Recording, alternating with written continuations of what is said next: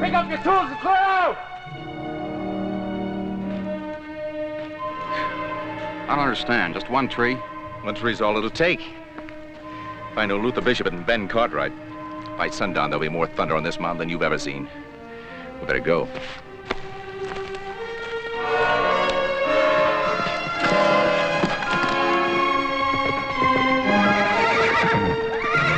Hold up!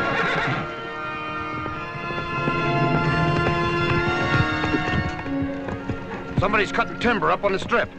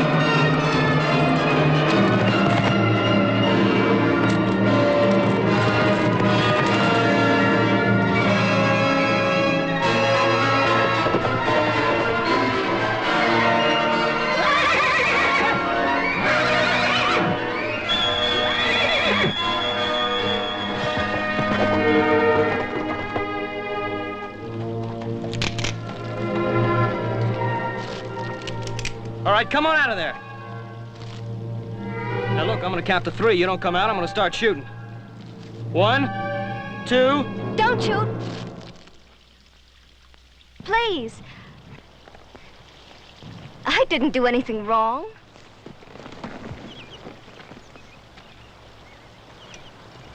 Hey, you were trespassing. Trespassing? You must be a Cartwright. Yes, ma'am. I thought so. One of those high and mighty Cartwrights who thinks he owns all the land in Nevada. Oh, we don't own all the land, ma'am. Just a good piece of it. Including that piece you're standing on right now. This land belongs to my pa. You mean Luther Bishop? That's right. Hey, you must be Amy. Yeah, you've grown up some. Now, if you don't mind getting on out of here, I'd like to put my dress on. If that's worrying you, ma'am, I won't look.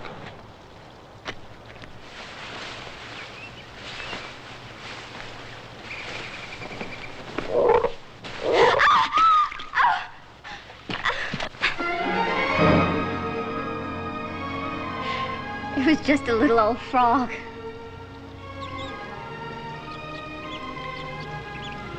You better put your dress on.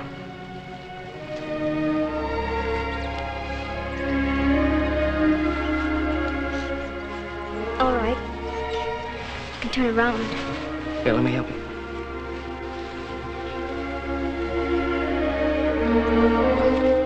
I'm sorry if I scared you before. I really didn't mean to. There you are.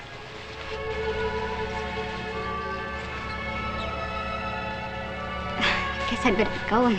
Yeah, me too. I have a lot of calves I'm supposed to bring in before dark. I was gonna wonder what happened to me. You come here very often? Most every day. About this time? I'll see you then.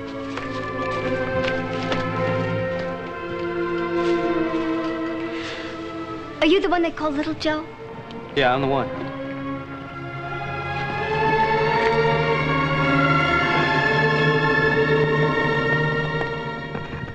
What kept you? I was worried you followed that fellow onto the concho. I lost him down at the creek. Who do you think they were, Pa? Oh, I don't know. Bishop's men, probably. Now, you know what would happen if Luther Bishop found a Cartwright riding around on the concho. Yeah, Pa, I know. Well, bear it in mind, boy. Adam, catch up with Trump. Tell him I want to see him at the house.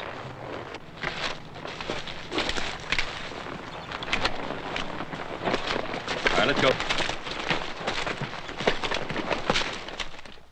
From now on, I want men posted 24 hours a day. Trump, I want to know.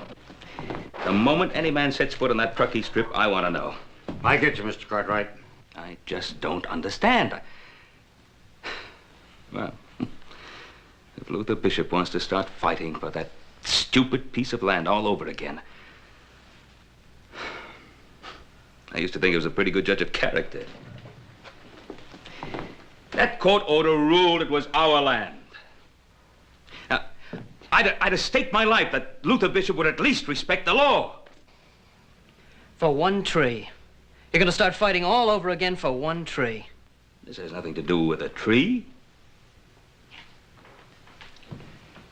If you stand by and you watch a man take something that isn't his, now whether it belongs to you or anybody, and you do nothing to stop him, well, pretty soon that man will be taking something else and something else and something else. Trump, you get those men together and keep an eye open. I won't let you down, Mr. Cartwright. I know you won't.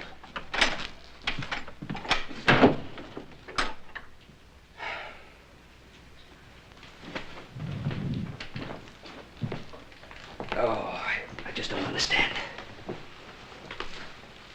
Pa, is it worth it? Is the land really worth all this fighting? You think it's worth it to Trump to carry that scar for the rest of his life? A man works for wages on a place, he's obliged to defend it. It's part of his job. That's right. He took his chances just like the rest of us. Only thing is, he got a bullet. Could have been any one of us. That's not what I mean. Just what do you mean, little Joe? I guess I don't even know myself, Pa.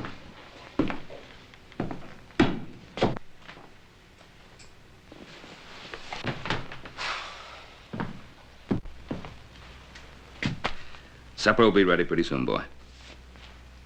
I'm not hungry, Pa. It was just one tree, Mr. Bishop. Starting a fight over one miserable tree? It's my land, court order or not, and I'll never give it up.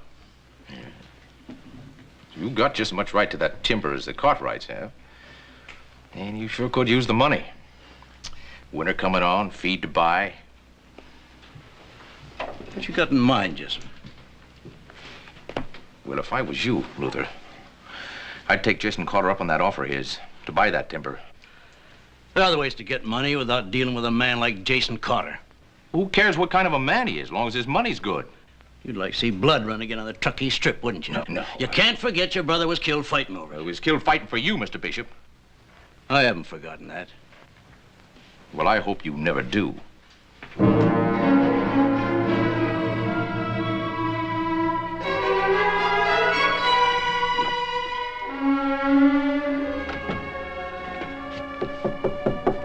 Amy. Yes, Pa? It's past midnight. You ought to be asleep. I couldn't sleep, Pa. A new one? Came all the way from New York. Amy, isn't there anything you like to do, besides reading, I mean? There isn't much else to do around here, Pa.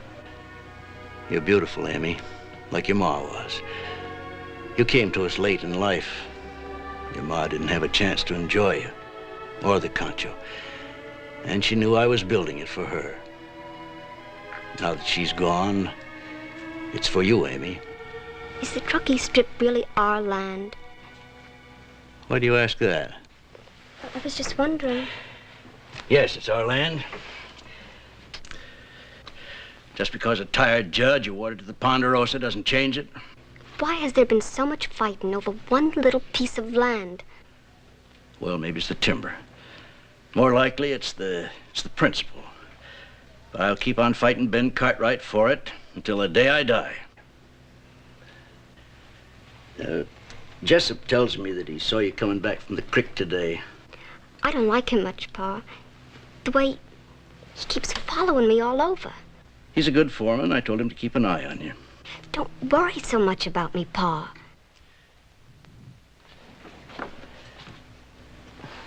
Well, I'm going to Virginia City in the morning. Anything special I can get for you? I don't think so, Pa. Sleep well, child. Good night. Good night.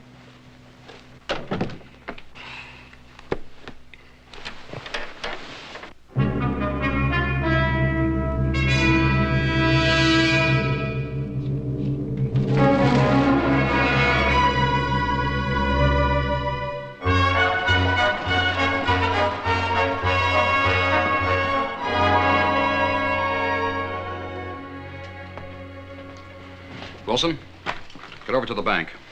Tell them I don't want Luther Bishop borrowing any more money. And hurry it up.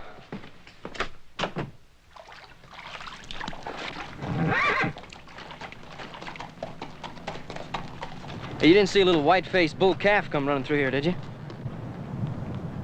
Oh. Maybe he got hungry and went on home, saved me all that trouble. So, again, maybe he didn't. I better go up a little further and make sure. Do you have to go? No, at least not for a while.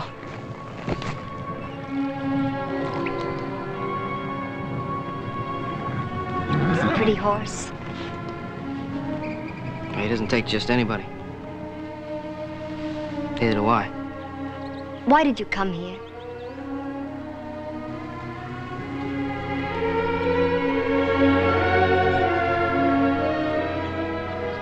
Pa wouldn't like my seeing you. Oh, we don't have to inherit the hates of our families. Can't escape it. Sure we can. If we try hard enough. I don't know. There's been so much hate for so many years. Maybe last night, for the first time, I questioned my pa about all this fighting over a piece of land. I did it because I met a little girl with bare feet and the biggest eyes I ever saw. I thought about yesterday, too. About me? I'm glad. I'd hate to think I was the only one that felt that way.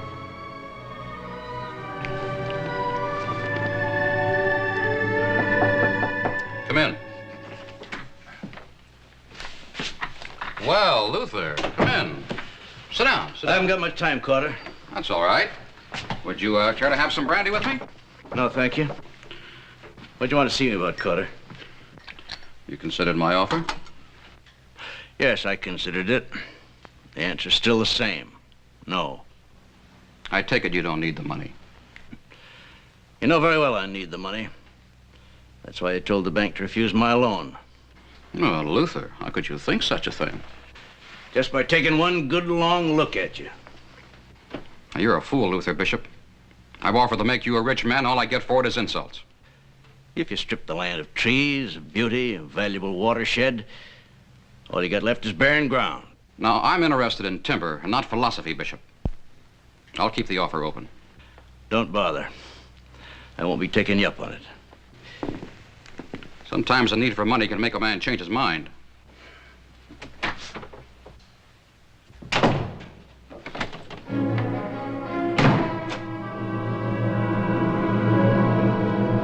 I thought that little tree-cutting stunt of yours was supposed to win Luther Bishop over to our side. Well, I thought it would. I'm tired of playing games, Jessup. I need 6 million board feet of lumber, and I need it right now. Well, maybe I just didn't make my play strong enough. You give me a couple of boys that can keep their mouths shut. I'll get that timber for you, if I know Luther Bishop. Hired guns are a dime a dozen in this town. You get your own. You don't seem to want to help very much for a man that needs timber as bad as you. I don't want to be any part of your schemes, Jessup. All I'm interested in is getting that timber, and I'm willing to pay you a good bonus for doing it. How you go about it doesn't interest me in the least. I just don't want to get involved.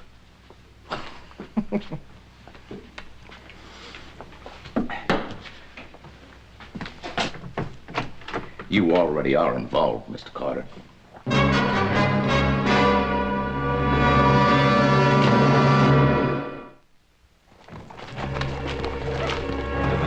Grab any three of them. Be quiet. Cartwright's hear us, will be on us like a pack of hounds.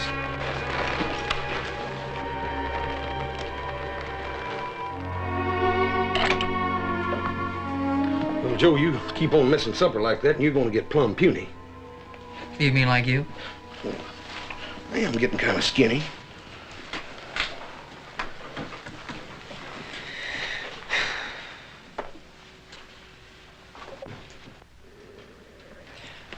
Boss, you got something you want to say? Yeah, little Joe, I've been thinking. Something's been bothering you the last couple of days. Can't I help? No, thanks, Horace. I don't think so. It's been worrying Paul, too. Has it? Sometimes it It helps to talk things out, little Joe. Sometimes. Well, I always found Paul downright helpful when I went to him with something. Oh, you never went to him with anything like this? Well, you think it over real careful. Sometimes when everything's said and done, it hurts a whole lot worse to keep it all pent up inside. Boss? Everything will be all right.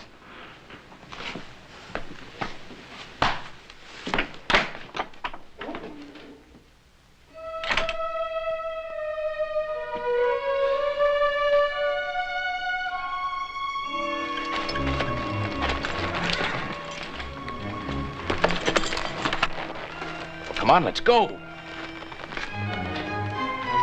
Come on, you ready?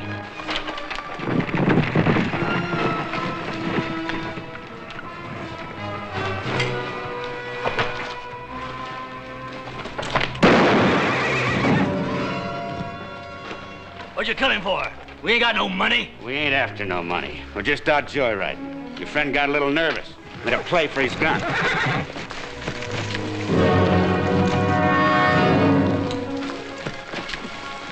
Why, you... Oh. That's just so you don't get no ideas of your own when we ride out of here. Did you recognize any of the men? No, sir. They wore handkerchiefs over their faces.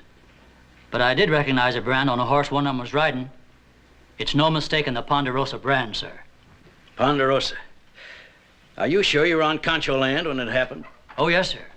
By a long ways, Mr. Bishop. You just heard what happened. We get some of the boys together? I'm afraid it's too late for that. They'll be up in the hills by now. Go get yourself fixed up.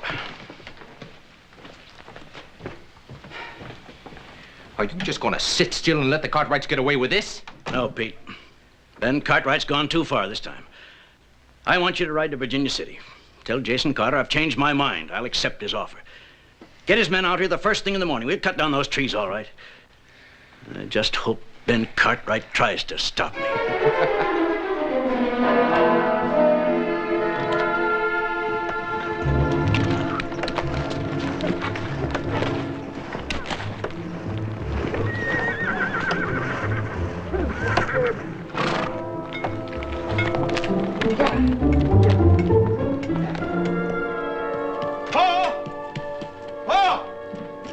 Three horses got out of the corral last night and they're running loose out there in the pasture. What'd you leave the gate open for? Well, I didn't. That's the funny part about it. That gate's shut tight and it's been shut tight.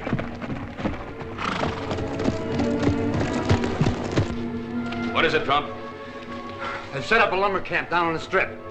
They're sawing timber like mad. I warned them about that. Warn them. The only warning Bishop knows is killing. We'd better get over there. Where's little Joe? Oh, no, Bo. He said something about going out after strays. Seems to me there are more strays than usual running off. I'll be right with you, Trump.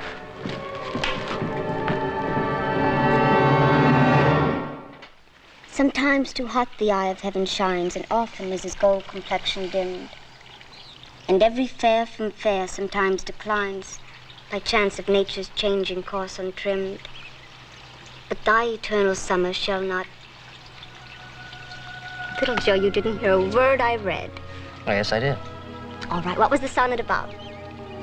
Well, now I can't speak real fancy like Shakespeare. And I don't agree with him. Why not? Well, first of all, I can't compare you to a summer's day. You're more like a day in spring. I could talk real fancy, and I could say that your eyes are like stars. And I could say that your mouth is like a rose. When I look at you, I just can't think of anything to say.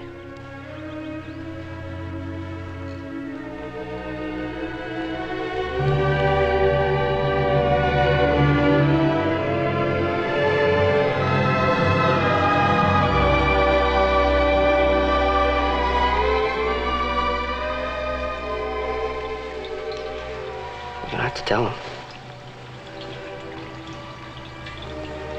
Could never be.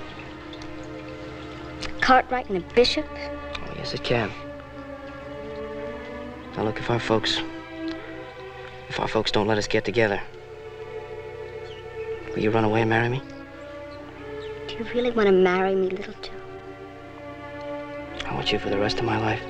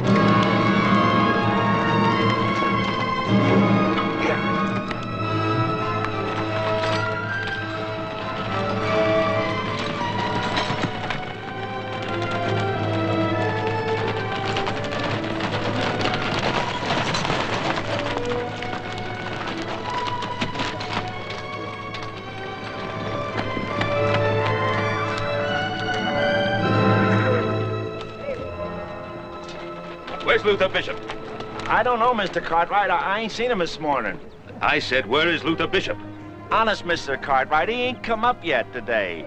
He's probably still down at the house. All right, come on. We'll settle this thing right now.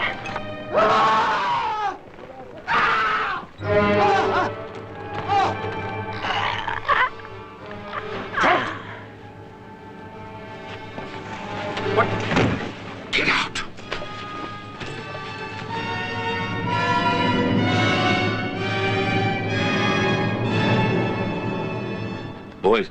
Boy's dead. Trump is... He's like an animal.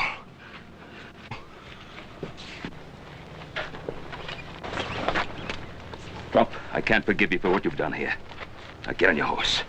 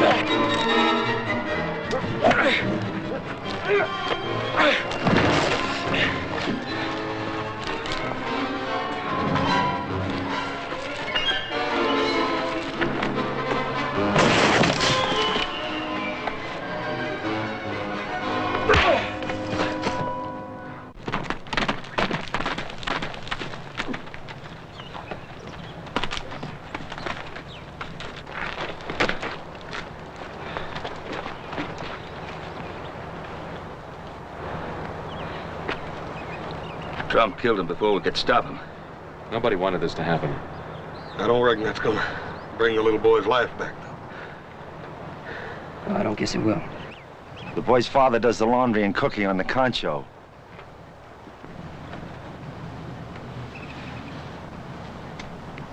I thought you didn't want any more killing. Now, this wasn't Pa's fault. Wasn't it? Trump worked for us. He was all sick inside over fighting over that piece of land. All right, Pa, you go on. You start killing all over again. Don't talk like that, little Joe. I'm not as good at guessing anymore. What's tearing at you? I don't think you'd even understand. You gonna do anything about this? I'll take Trump back to Virginia City, turn him over to the sheriff. You don't even understand what I mean, do you? None of you. All you care about is there's been a killing and somebody has to pay for that killing.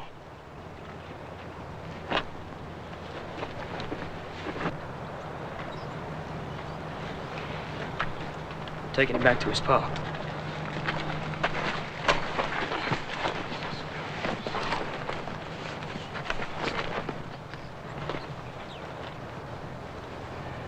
I can't let you, little Joe. I won't let you do it. Taking this boy back home. You mind what I say, Joe? I'm going, Pa. I just can't let you.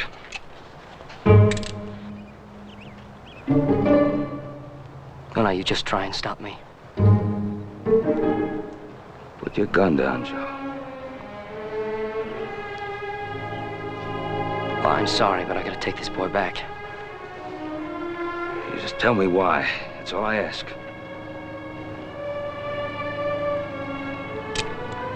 I guess this killing rubs off on all of us. I'm holding a gun on my own father. It's all right, Joe. I just can't tell you, Pa, not now. All right? You go ahead, do what you think you have to. But, Pa... Let him go.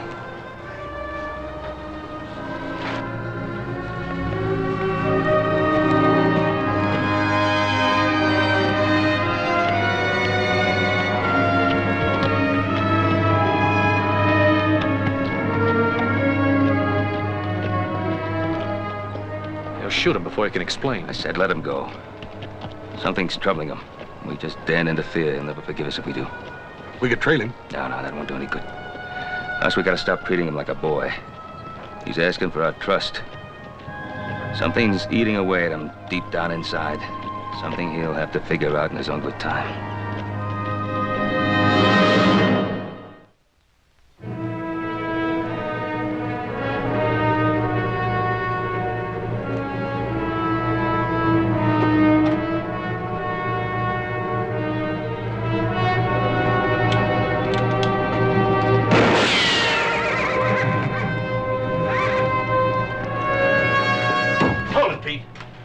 Little Joe Cartwright.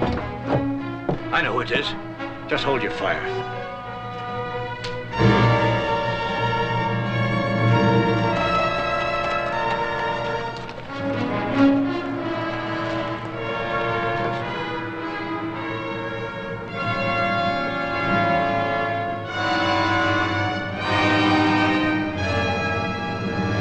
Coming on the concho can get you killed, boy.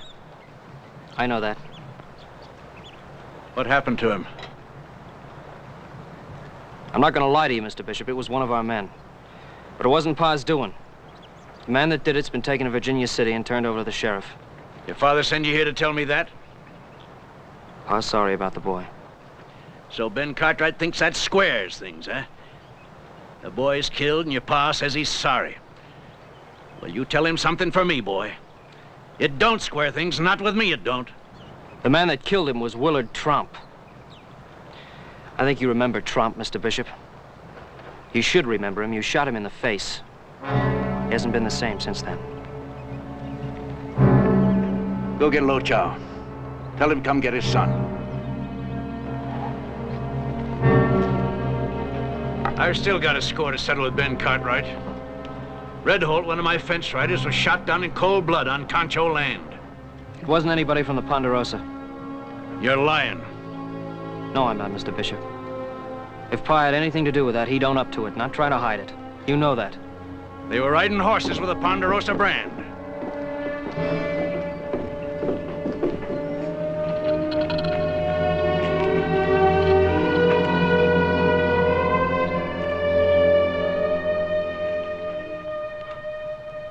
Why was he killed? I don't know. He was a good boy, my only son.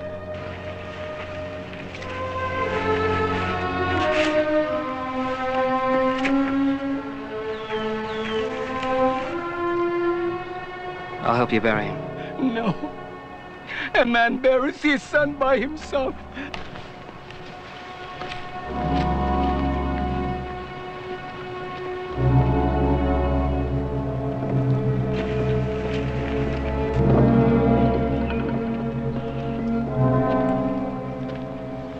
Next time I won't miss Cartwright.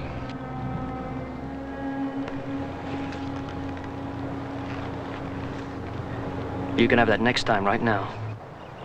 You set foot on this land again and you're as good as dead. Who are you to tell me that? My brother was killed on that strip by Ponderosa men. You remember? Yeah, I remember your brother. He was killed in a fair fight. And Red? And China Boy? I'm going to get all you Cartwrights if I have to get you one at a time. And you, Sonny, you stay away from Amy, or I'll kill you right in front of her eyes. Well, you go near Amy, and you're gonna have that chance to kill me. You talk like a man. See if you can shoot that one.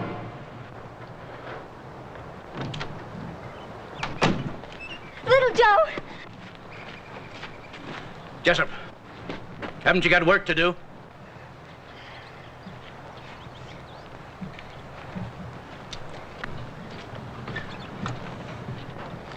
You two seem to know each other.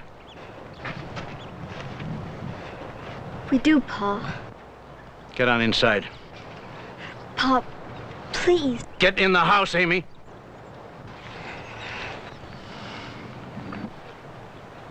I ought to kill you, boy, right here and now. But I'm not going to for one reason. You had the grit to bring Soon's body back home. I'm going to give you a chance to ride out of here. But if I ever see you on Concho land again, you're going to be cut down quick. Now ride.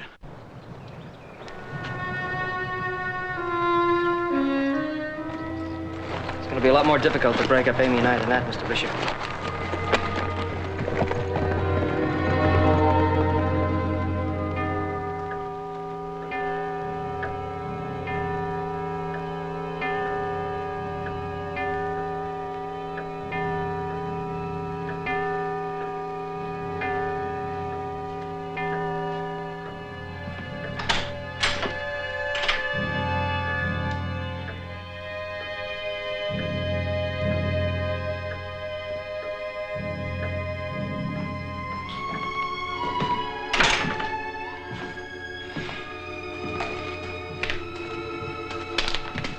Should have been back by now.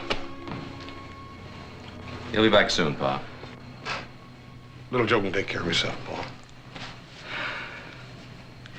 Something's happened to him. Don't talk like that, Paul.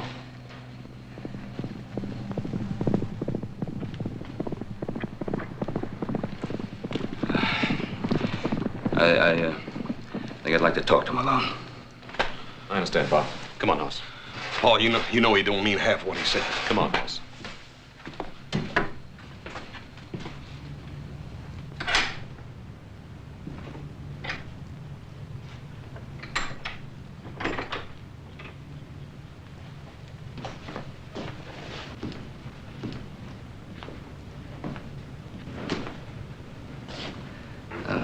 Glad to see you're all right, boy. I'm all right, Pa. But, Pa,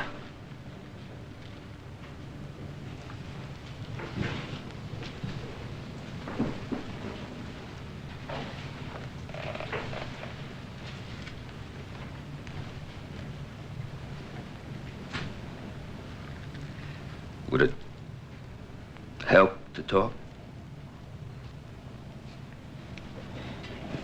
We never seemed to have any trouble talking before. No. No, never had. It's funny, you know. It seems to get harder to talk when you're not a kid anymore. It means a lot to you, doesn't it, Pa? All that land out there. Yes, it means a lot to me. But it's not my whole life. Are you sure?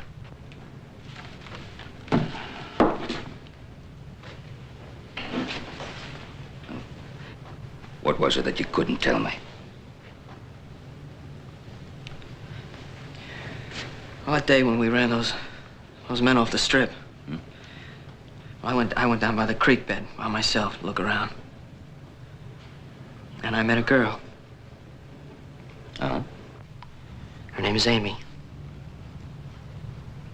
Amy Bishop.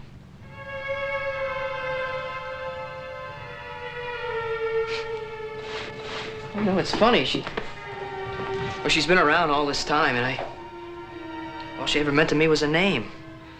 Part of a family we're supposed to stay away from. Now I love her, Pa.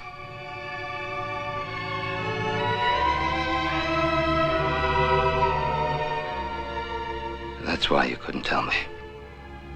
I want to marry her. I know what you're thinking, and I'm sorry I should have told you before, but I know how you feel about Luke. Son, are we so far apart, boy? I've never held my land above my sons. Before that had happened, I'd destroy the Ponderosa.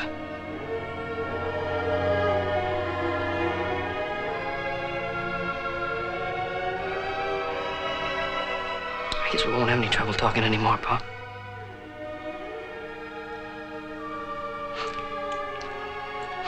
Well, what does Luther Bishop think about all this? I wish he felt about it like you do. One of his fence riders was killed. He says that the men that did it were riding horses with a Ponderosa brand. I told him it wasn't any of our men. Well, I guess we have quite a bit to talk over with Luther Bishop.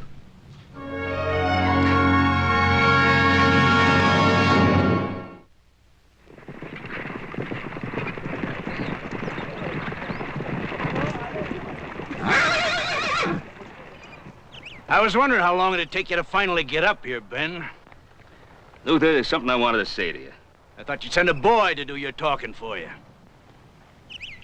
Now, Bishop, those men that killed your fence rider, they were riding my horses all right, but those horses were stolen from the Ponderosa.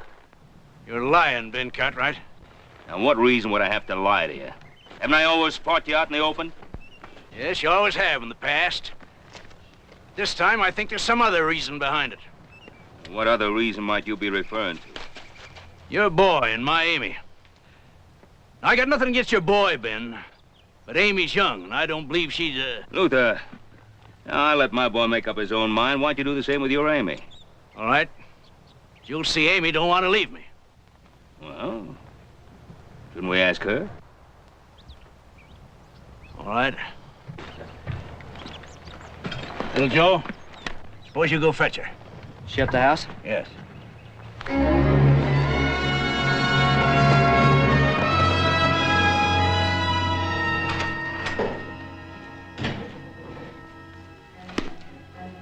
What do you want? I just got back from the lumber camp. Looks like the feud started all over again. Like your pa says. Looks like blood's gonna be running the strip all over again. Why are you telling me this? Just thought you'd like to know. Your pa ain't never gonna let you and that Cartwright boy get together. He will. When he gets to know little Joe. Looks like he ain't never gonna have that chance. What do you mean? Oh, Amy, I waited a long time for you to grow up. I ain't gonna let some Cartwright boy come in here and take you away from me. Don't touch. Ain't I good enough for you, Amy? Get away from me. Oh, don't be afraid, honey. I don't want to hurt you. You ever been kissed by a man?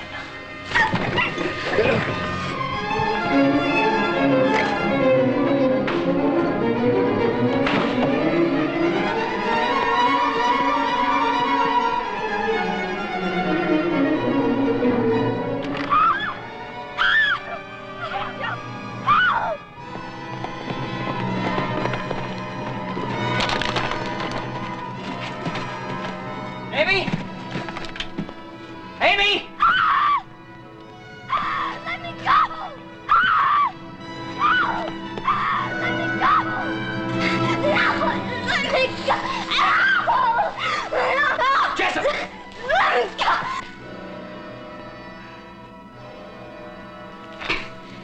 You wouldn't shoot an unarmed man, now, would you, Sonny?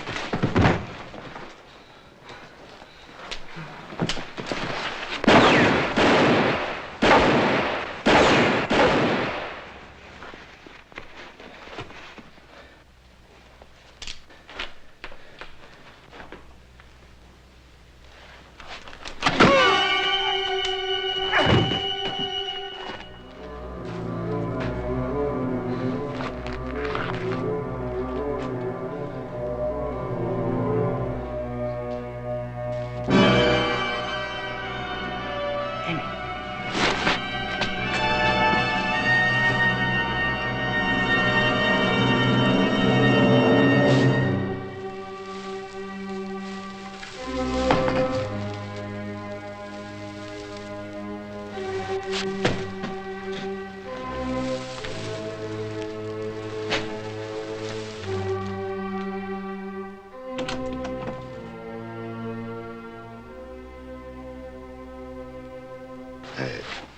Did everything I could for her. She wants to see you, little Joe.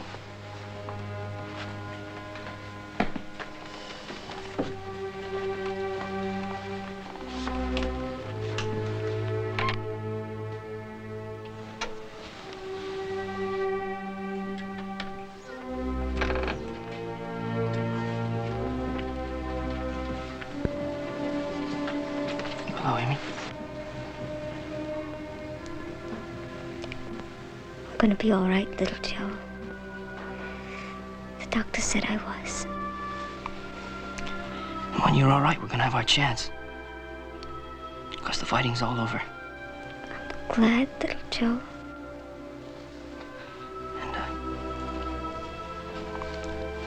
Pa said he'd give us that little piece of land down by the creek. You can stick your feet in that old water anytime you want to. It's so beautiful down there, little Joe. We can have a house back by the tree.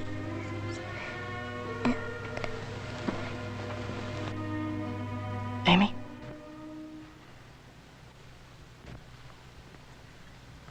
Amy?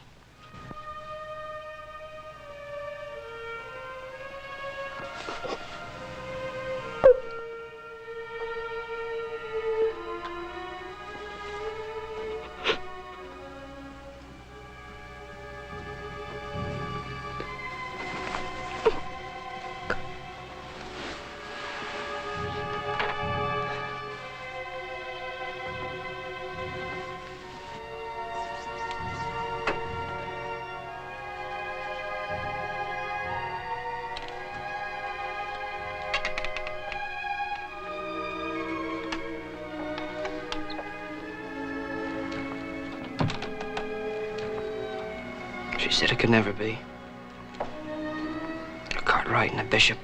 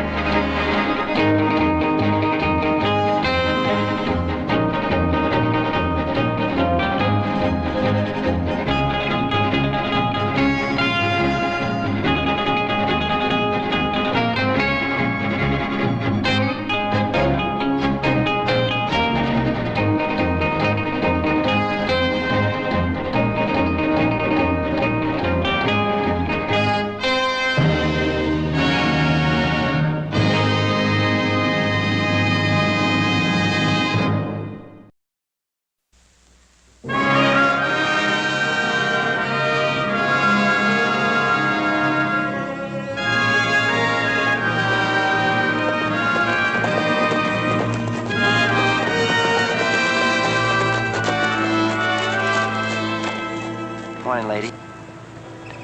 Me and my friends, we ran out of grub and water. Wonder if we could get a few supplies. There's a town 5 miles back the way you came. Why didn't you stock up there? But we didn't go through town, ma'am. We went around. That's right. We're on the run. Oh, now don't scare the lady, Marks. It's like he says, ma'am, only, we ain't real bad. It's just that town got kind of sick of us, and, What do you want? Some grub, water, a couple of baits of grain for the horses. You'll find grain in the barn. I'll fix some food for you. No! Don't come in the house.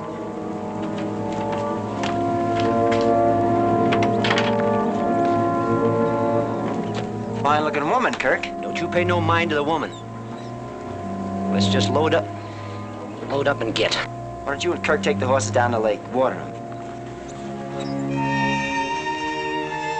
I'll be right along. Mind that you are.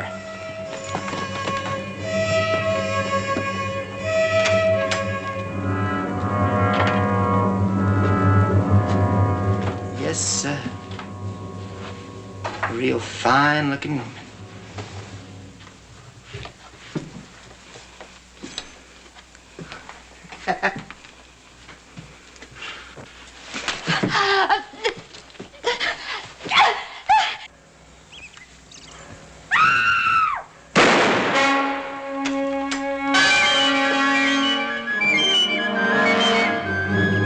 What'd you do?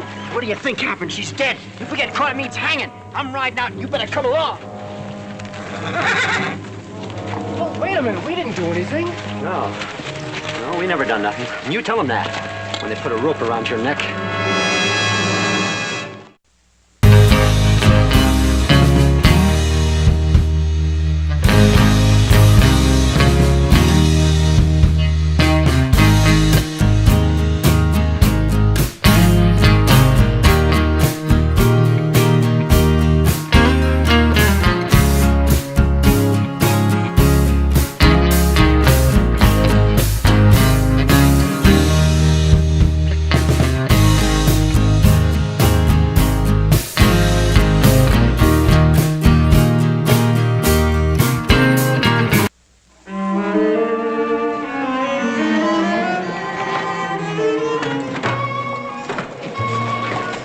Hey, Adam, lend me 2 bits, will you?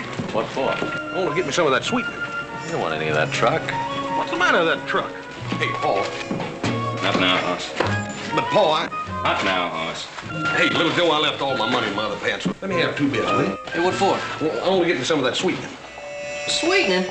You're gonna get fat you start eating that stuff. All 2 bits worth of it ain't gonna make me fat. The heck it won't. You'll founder your horse.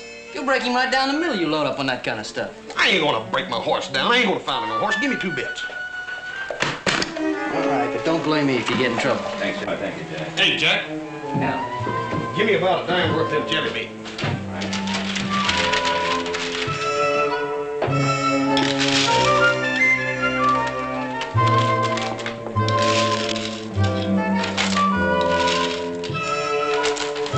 Better give me about a dime worth of them Red Hots. All in the same sack? Yeah, just put it all in there together.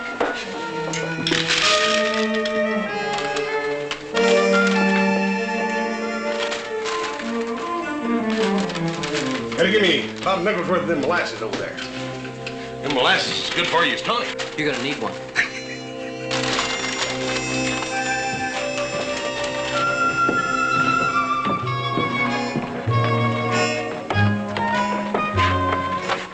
Little Joe, you get yourself a haircut while you're in town. Oh, I just got one a couple months ago, Pop. More like 3 months ago. Just get your hair cut. Here, Button. Go ahead, take it.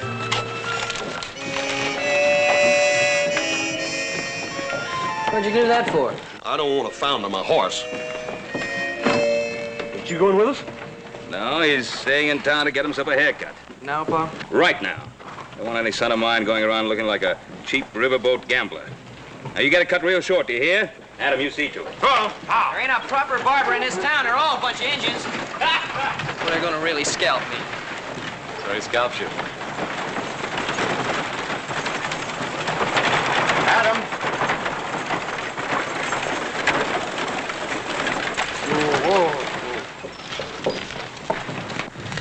What's the matter? My wife. Benny?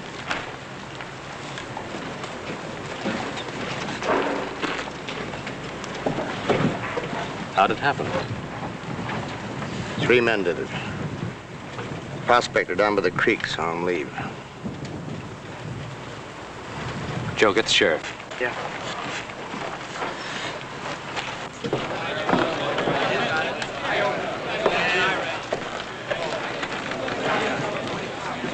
Boys inside are talking posse. Johnson's gone to see about burying his wife. He sent his boy to find Paiute Scroggs. Guess Paiute's about the best tracker we got around here. Paiute Scroggs is a gusty old windbag. Who's heading the posse? Guess I am. Don't want to, but I'm not the sheriff.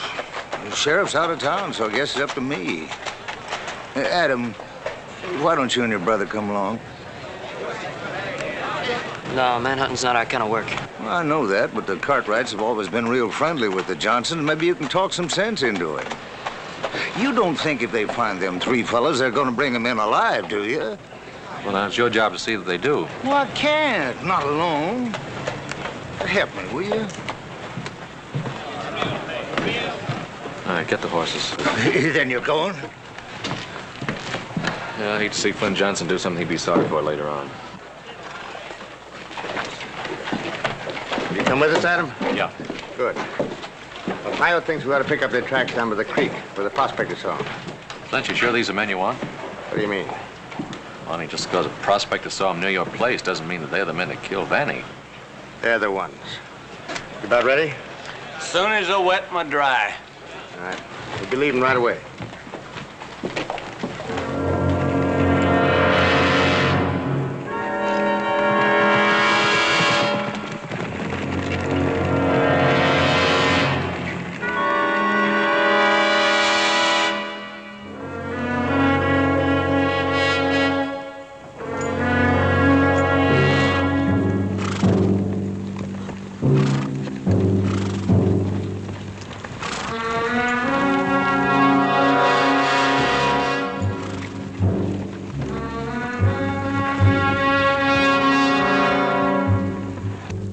Say, what do you think will happen to them three fellas when we catch up with them? Sure, man. You mean you don't know what'll happen? Well, I'm asking, ain't I? I guess we'll kill them. Doggone. I ain't never killed nobody before. Me neither. Well, I guess it has to be a first time. Yeah, I guess. Say, my name's Timmons. Most folks call me Buck. Charlie Buford. My friends call me Blue. Howdy, Blue. Howdy, Buck. Looks like they're heading for the ridge up yonder. Well, let's get after them.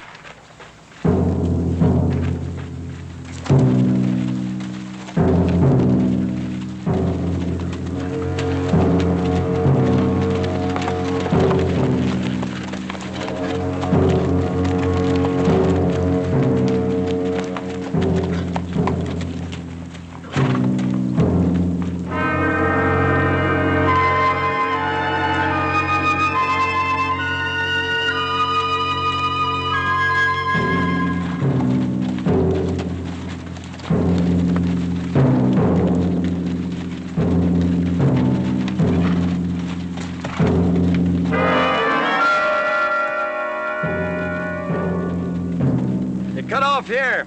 They're heading for the drylands.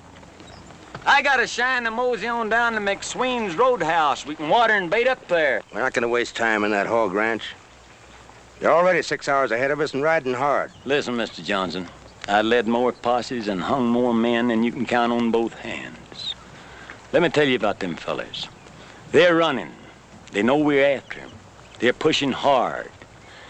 They're wearing their horses out. They're wearing themselves out. We'll just take it easy, and we'll catch up with them in plenty of time. Adam, what do you think? I don't like it. The longer we keep these men on the trail, the harder it's going to be to handle them when we catch up with what we're after. If they get whiskey at McSween's, it's going to be worse. Maybe Paiute's right. I think we'll lay over a little while at McSween's. Seems like me and you are thinking alike. It's gonna be hard to bring them men back alive. All right, lead out.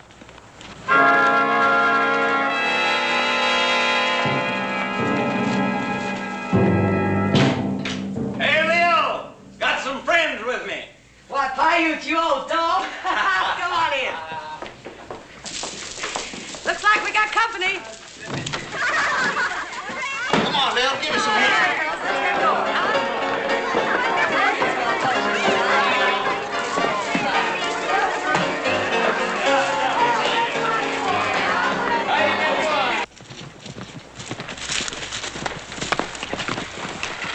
Come on, let's go. Keep moving. You're gonna kill the horses if you keep running them like this. Look, I'd rather kill the horses than me. Now, let's go. Now, wait a minute, Blackie. The kid's right. We get set afoot this part of the country, we're all finished. And besides, there ain't nobody chasing us yet. Don't fool yourself, Schuster. They're behind us, all right. I told you we should have killed that prospector. I'm sick of killing. I'm getting pretty sick of you, too. I got a good notion to turn around and go back. All right, go back. See what it gets you. A rope around the neck, that's what. You think those fellas are gonna take us back? Listen, I've ridden on a few posses in my time. They get all licked up. And after a while, when they catch up with whoever they're chasing, they're snake mean and ready for hanging. I know. I've been there. He's right, kid. Come on, now, let's go! Hey, you take the Palmer brothers. They killed a storekeeper out in the California diggings. I led that posse just like I'm leading this one. Took us 4 days just jogging along before we finally caught up with them. Time we did, everybody was so hot and saddle-galled and sick and tired of the whole business, just hung them right on the spot. How does it feel to hang a man, Paiute? Oh, it feels prime. You feel all dreamed out, good and lazy. You'll find out. When we catch them 3 up ahead, huh, Paiute? You tell them, young'un. Hanging's too good for him. When I think of that poor Mrs. Johnson, like I always say, men ain't nothing but dirty brutes. Well, ain't they? Yes, ma'am, I guess so. You boys got mothers, ain't you? Oh, yes, ma'am. Where would a man be without his mother? That's what I want to know. Where? I don't know, ma'am. Mothers is the Lord's sweetest gift on this earth. That's why. And mothers is women, too. Don't you forget it. No, ma'am. You just remember that the next time you go around beating up on women. Well, we ain't beat up on no women yet, ma'am. Leastways, I ain't.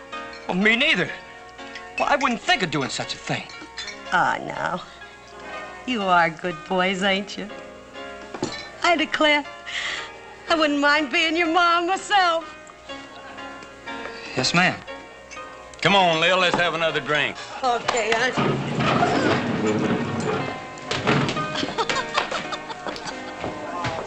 I kind of wish I hadn't come on this picnic. Wonder if Paiute was right, that the way you feel when you hang a man. I guess we're gonna find out. Yeah.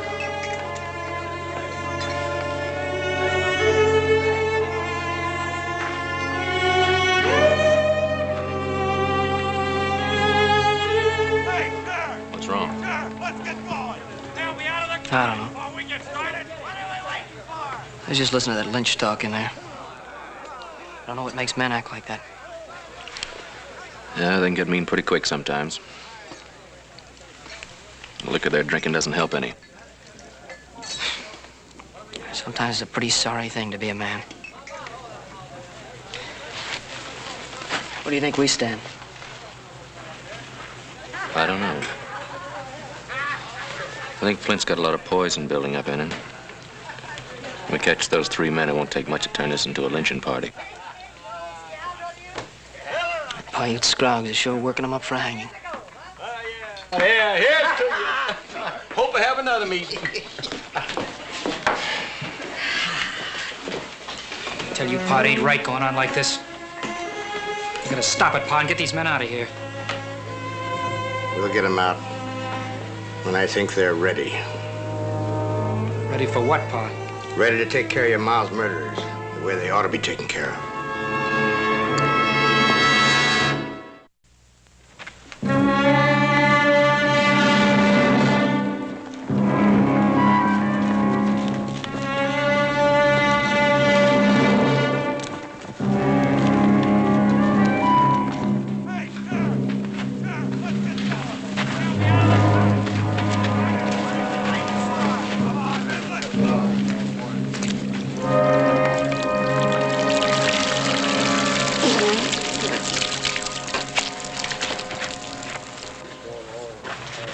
Jeb? Yeah, Adam? I think it's about time we had an understanding. You are in charge of this posse. Why, sure I am. Maybe you know that. I don't know any such thing. You've been hanging back and letting Paiute, Scroggs, and Flint Johnson take over. Paiute's had a lot of experience in this kind of thing. Paiute's had a lot of experience leading lynch mobs. Well, what do you want me to do? I want you to take charge of the posse.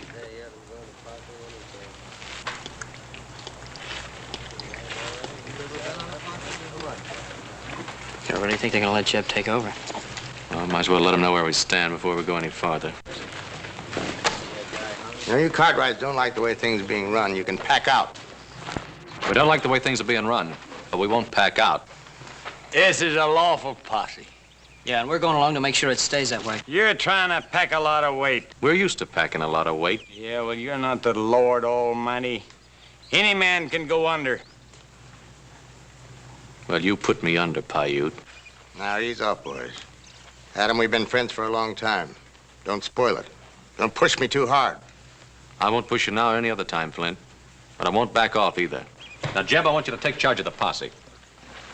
You want me to try him, Flint? Yeah, you try!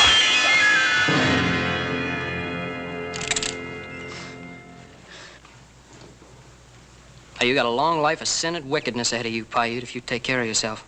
Right now, you're being just plain foolish. I won't fight both of you. Now.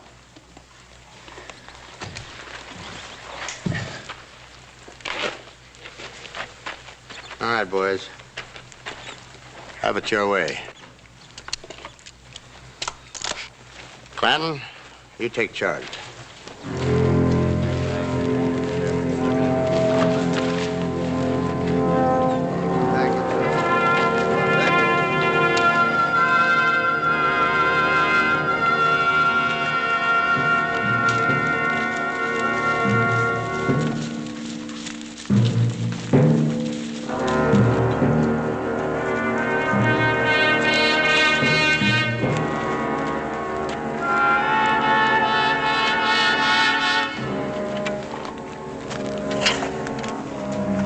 Looks like we shook him for a spell. Won't be for long. Probably got somebody reading our sign right now.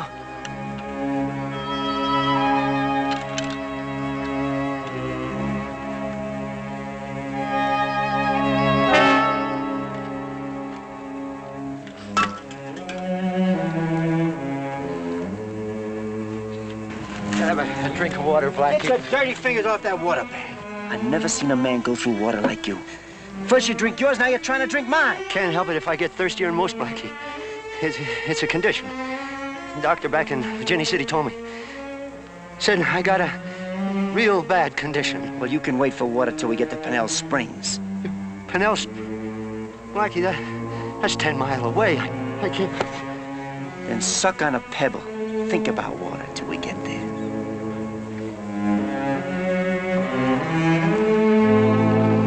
What's the matter with you? Where you going? I just quit running, Blackie. Are you out of your mind or something? I was, but I ain't anymore. I must have been out of my mind to start running from something I didn't do. What are you gonna do? Just sit there and wait for him? Maybe. Maybe I'll ride back, meet him. Maybe they'll listen to me when I tell them I had nothing to do with killing that woman. And maybe they'll hang you first. Be ready to listen when you're dead. I'm tired of running. Then you must be tired of living. I don't kill as easy as that woman, Blackie. You going with him or you want to stay? Blackie's right. I don't aim to try my luck with that posse. Both of you on your horses. Ride out.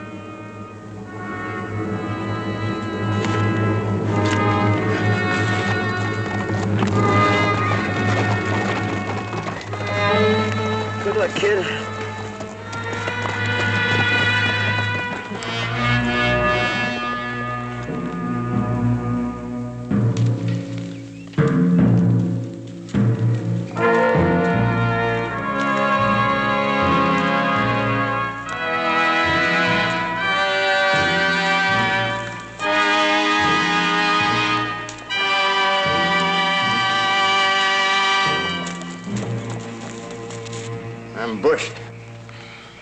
know you fellas are suffering. I'm suffering along with you. I'm just as tired and dirty and saddle galled as the rest of them. Smell just as bad and maybe a little bit worse. What makes me suffer more is thinking that maybe it's all for nothing. Don't you think we're going to catch him, Paiute? Sure, we'll catch up with him. But what comes after it makes you sick at your stomach. Well, what comes after, Paiute? Oh, they turn him over to the deputy and take him back to Virginia City for trial, and you gotta have a judge for trial. Circuit judge won't be around for 4 or 5 months. Man, won't them fellas have a time waiting for that trial. All them women coming in there bringing them pie and cake and white bread and all that stuff. All you fellas don't have but once a year, and maybe that's at Christmas. And them preachers, man, well, they shine. They'll be praying and exhorting all over the place, and them town women will come down there and they'll be singing hymns, telling them all about their maws and their sisters. About 2 days before the trial, they'll be converted.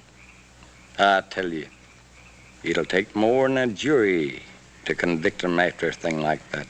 You mean they'll let him go? Bless you, boy.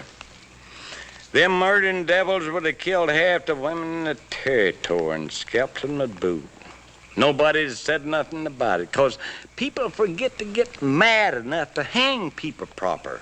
Of course, with Deputy Clinton here and 3 or 4 others I don't care to mention, we're just not allowed to do that.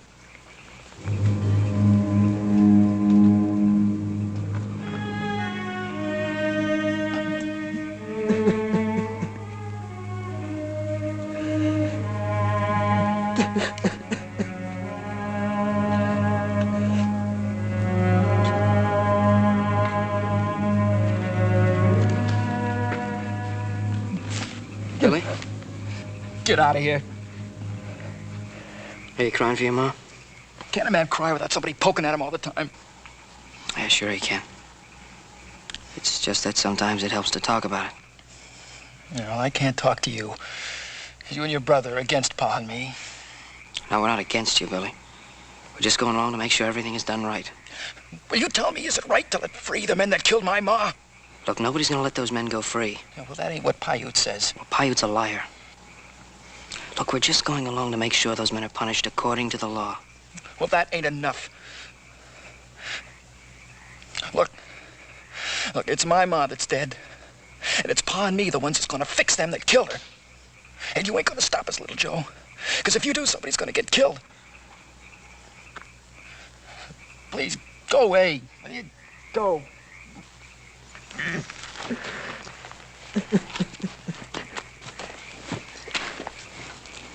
Adam, easy. Oh, what's wrong? Nothing exactly. I just wanted to talk to you. Man, I'm bone tired. Let me sleep. Wait. Adam, this is important.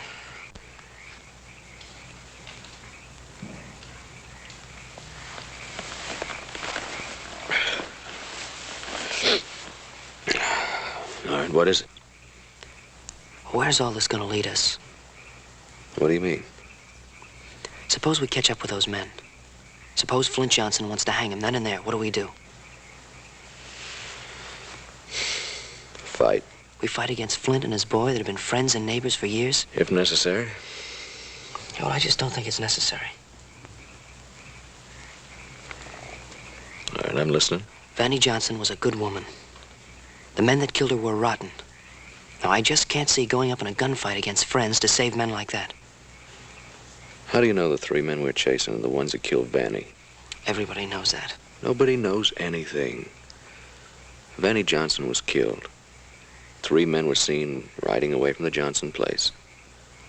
Now, that doesn't prove they were the ones that killed her. Look, what if we knew they were guilty? Suppose we knew for sure that they were the men that did it. Nobody knows anything for sure. Now get some rest. You got a hard day.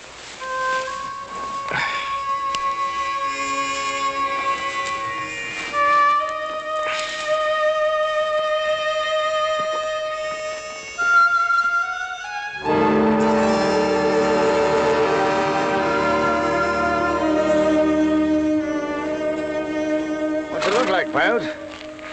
Well, looks like they mixed in with a bunch of wild Mustangs. I can't make out them tracks. What do you figure we ought to do now? Well, we ought to split up. Some of them take the draws and some of them the ridges. And you see the signs of the tracks of a shod horse, let out a hoop or shoot a gun. Well, that makes sense. All right, you men split up, do like Piute says. Hey, you better come along with me, Piute. I ain't such a good tracker. Here, Pa. Here's what they turned off. That's a shod horse track if I ever saw one. Wait. I was just gonna signal the others.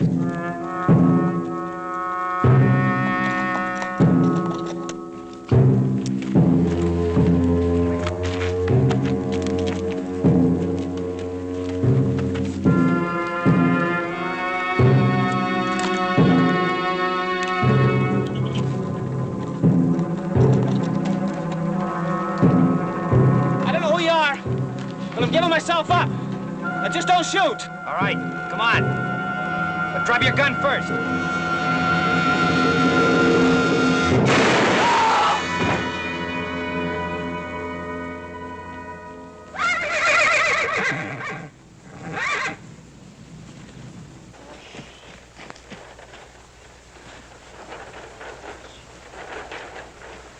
Oh, he was giving up. He was coming in to surrender. He was going for his gun. He's only a kid. He ain't much older than me. Yeah. He won't get any older. We came up on him. He went for his gun. I had to kill him. That's what I'm going to tell him. You're going to back me up. He's one of the men who killed your ma. Like you say, Pa. He went for his gun.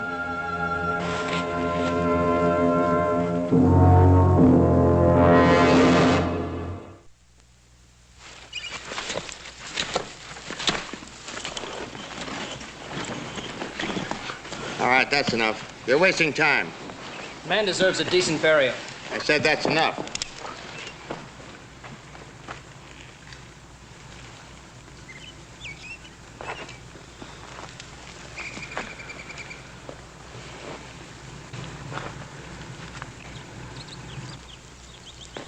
Why'd you kill the boy, Flint? He started to make a fight of it. I think he was coming in to give himself up. I think you shot him deliberately. I still say you Cartwrights don't swing much weight around here. All right, we're leaving the posse. But we won't be responsible for anything you do. Come on. Let's mount up.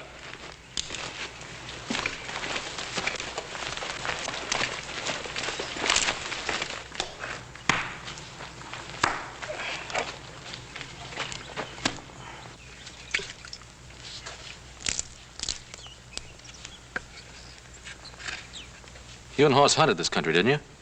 Yeah, what about it?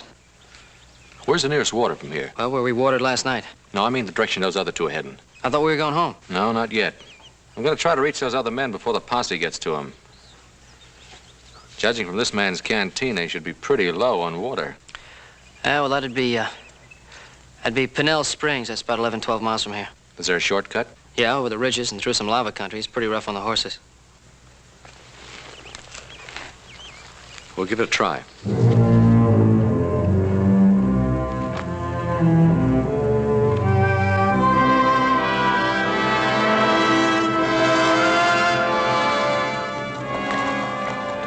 Rest up here a while.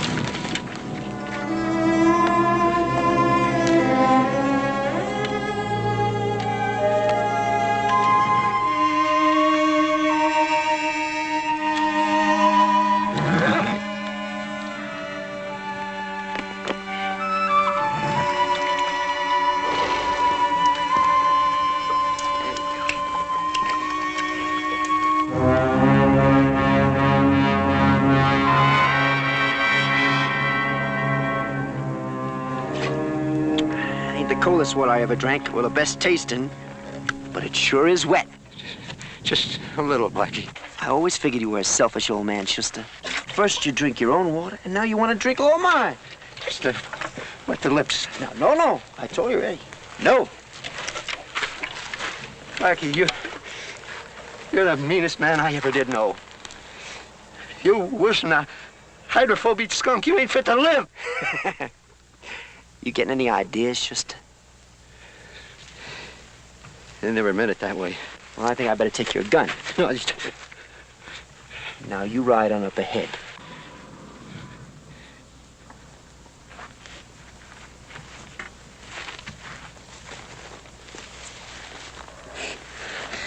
I can't go on without no water. My condition. You move on, or your condition is going to be dead.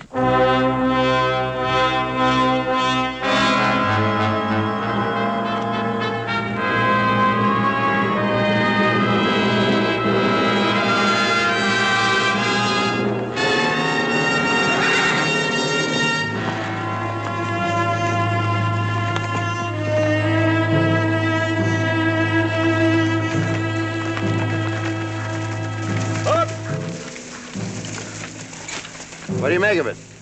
Well, here's where they spell the horses. Them tracks pretty fresh.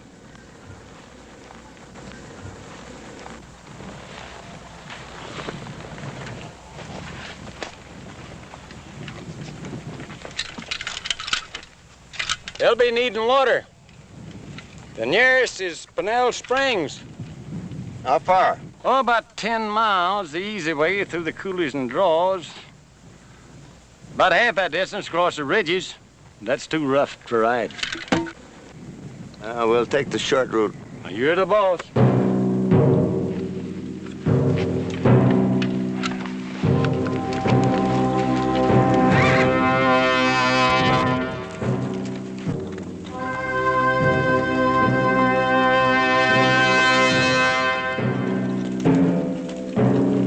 Schuster, there's your nice, cool water. Look, right there.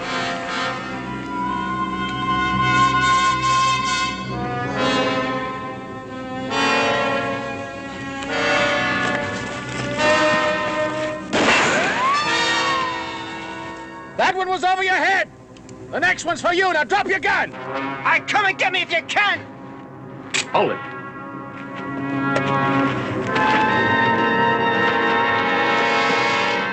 I gotta have water. There, you'll be dead before you reach it. Get in there. Are you coming out or do we have to shoot you out? What have I got to lose staying here? A few more months of living. You come out now and I promise you a fair trial. That's big talk with a hanging posse right behind you, mister. Who are you? I'm Adam Cartwright and there's no posse. Just me and my brother. Do like he says, Blackie. Listen, it'll be my neck. It'll go into that noose, not yours. No deal, Cartwright. Come and get me.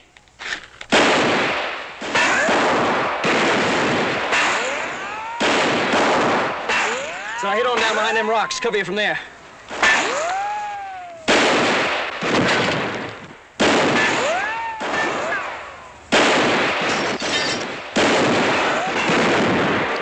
Blackie, they've got us both.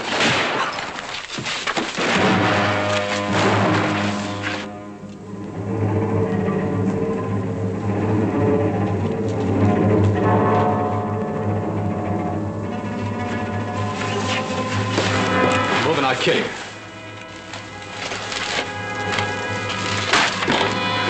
See how bad he's hit. You don't want me, mister.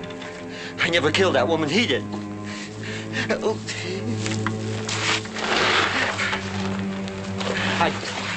I gotta have a drink of water. I got a condition, a bad condition. Right, get it.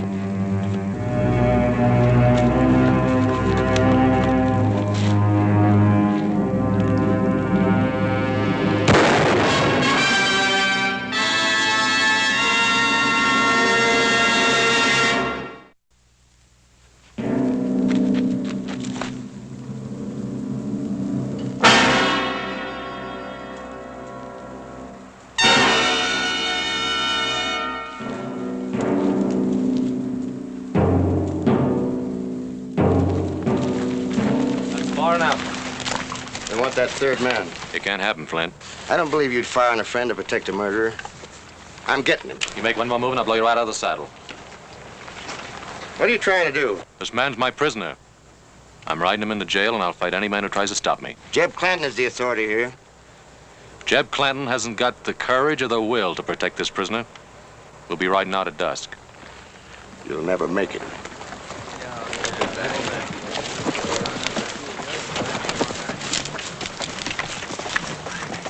Where do you stand, Jeb?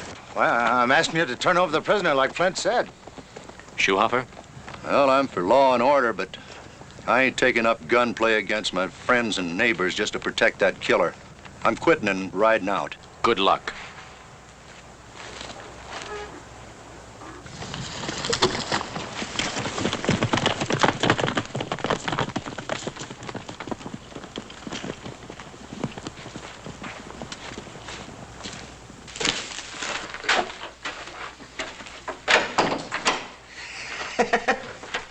What's the matter with you?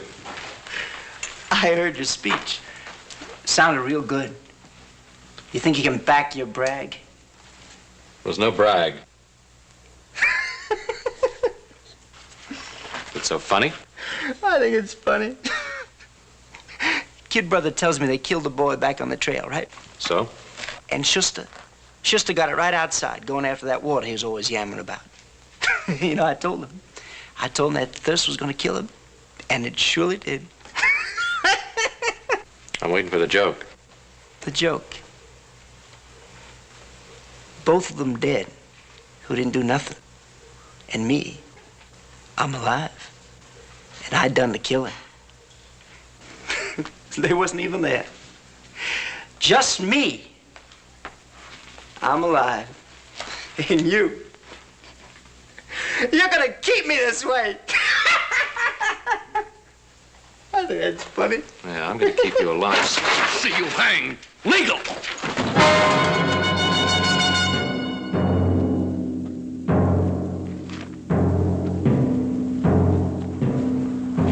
Are we fixing to sit around here all day? He said they were taking off at dusk. I say we go in and get them.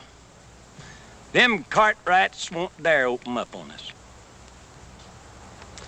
You don't know much about the Cartwrights, do you? I ain't afraid of any Cartwright that ever walked. All right, Paiute. You go on in. We'll follow. Well, now, maybe we don't see eye to eye about this. I ain't bloodthirsty. I'd hate to see them two misguided boys get hurt. You gonna watch me hang, you Cartwrights, huh? You ain't gonna watch nobody hang. You hear? Don't you think I got friends? Oh, I got lots of friends. I've been in lots of trouble before this. I always get out of it. You know why? No witnesses, Cartwrights. No witnesses. The hell let me go. I just about enough out of you. No, you ain't. I got my rights, Cartwright. I can talk. I can talk as much as I want. So true what he's saying about maybe going free? I don't know. It's up to a jury. If he's found guilty, he'll hang, won't he? Yep. And we know he's guilty, don't we? Just what are you getting around to? I was just thinking how much easier it would be if we just gave him to those men out there. But we can't do that. Yeah, I know. A man can wish, can he? Cartwright. Cartwright. What is it, Flint? Let's call it off. You can take the prisoner into town. We'll come along just to see he doesn't escape. How do I know you'll stand by that agreement? Well, I'll give you my word and hand on it. Jeb Clanton backs me up. That's right, Adam. Shake hands with Flint. Save us all a lot of trouble. Well, before I come out and take your hand, I think you ought to know something, Flint. The two men you killed were innocent. They had nothing to do with killing your wife. How do you know that? The man in here's the killer. He admits it. The other two had nothing to do with the murder. Now, you'll have to face a hearing on those killings. I'll make sure of it when we get back to town. I'll stick to my word.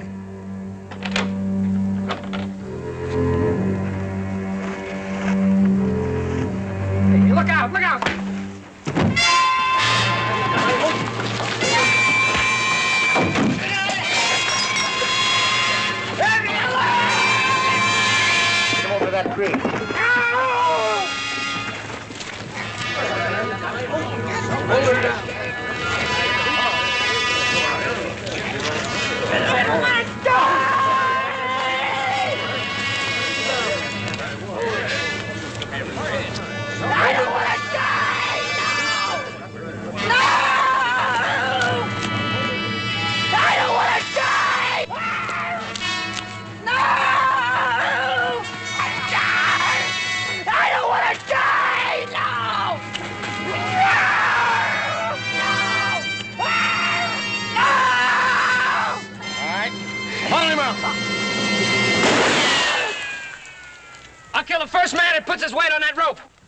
Right, turn him loose. Leave it to that. Marks, get over here.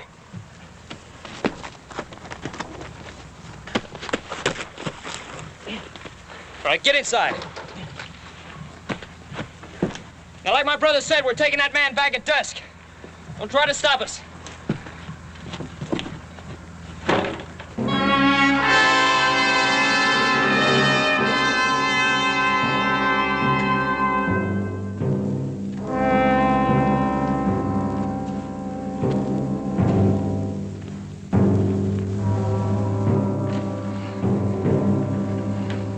Should be any time now. Where do you think you're going? I've had enough. I'm pulling out. Me too.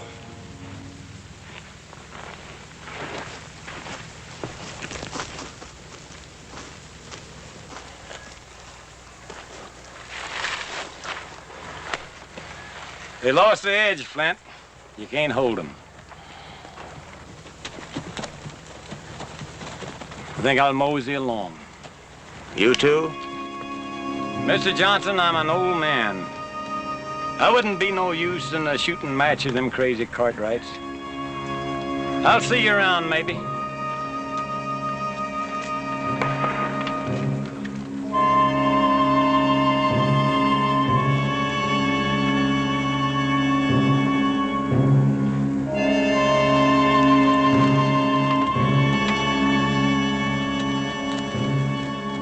Get the horses. I think it's all over.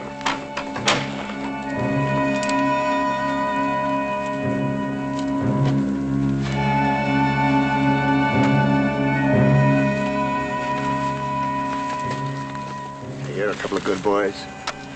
If you'd known my wife, known what kind of a woman she was. Well, you think I'm right, don't you? Well, I guess so, Mr. Johnson. You'll stick with me? Yes, sir. I guess we just about have to, don't we, Buck? Yeah, I guess so. You see, Billy? We got a couple of friends. We're gonna get the man who killed your ma. It's like we planned to. We're gonna get him, we're gonna kill him. Son, wait. I guess I had enough of killing, Pop. Seeing 2 innocent men killed. That was enough for me.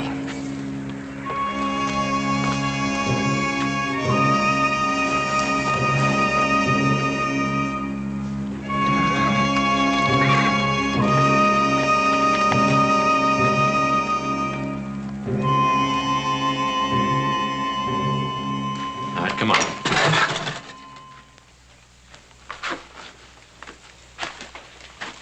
Wait a minute now. They're waiting out there for us. Well, now, you should have known sooner or later there'd be a day like this. Let's go.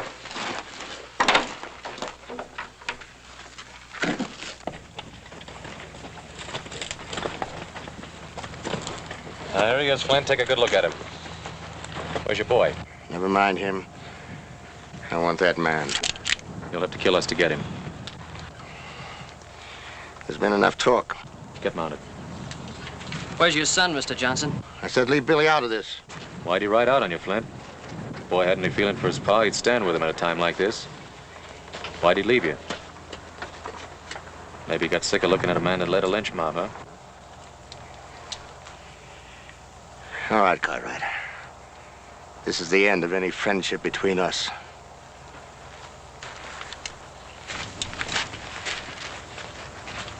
Two men dead. Friendship's broken. A man parted from his son. I hope you boys remember that. Look, don't blame us, mister. We just came along to see the fun. Well, you've seen it.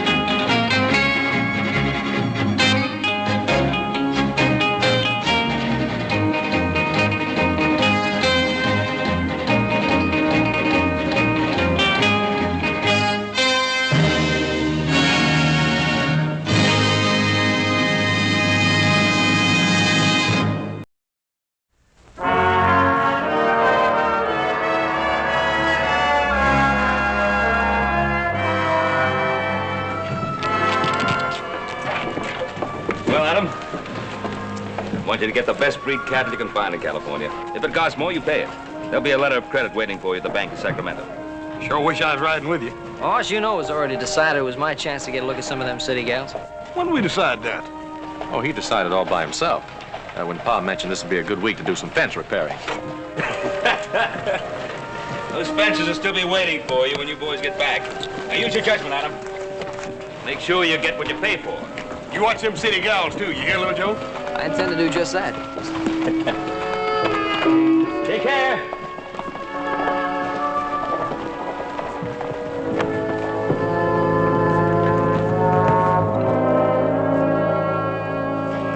One more place, please, Ben. You sign right there.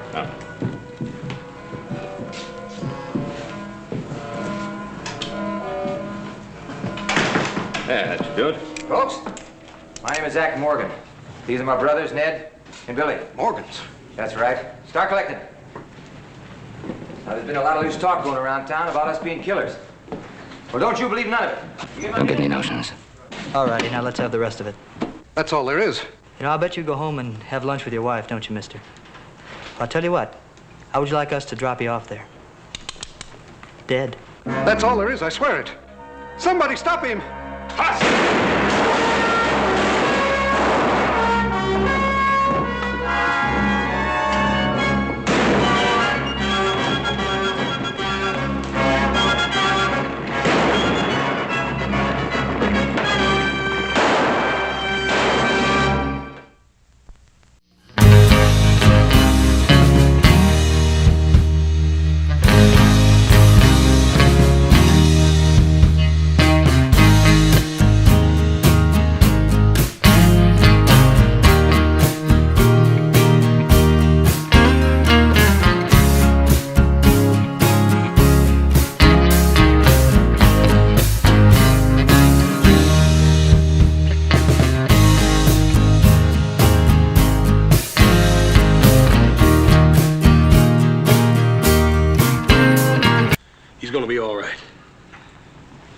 Probe pretty deep for that bullet.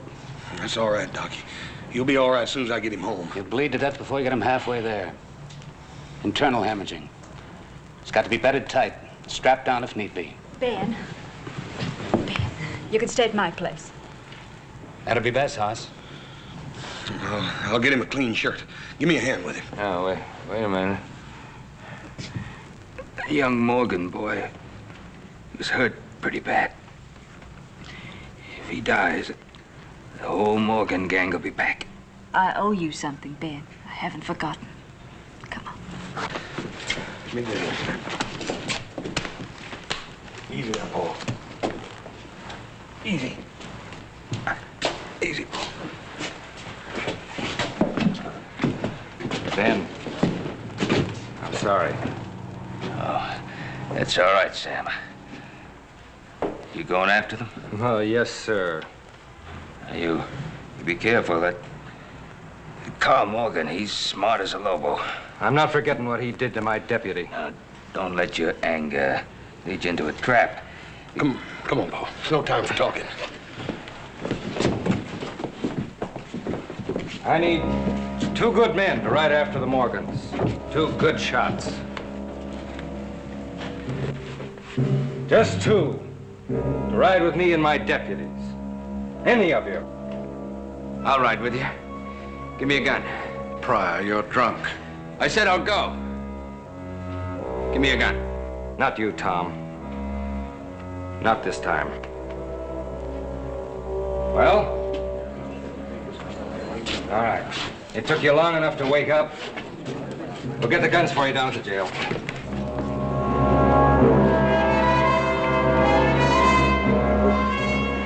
Just a little ways now, Billy. You just hold on. Carl's gonna skin us when he sees Billy shot.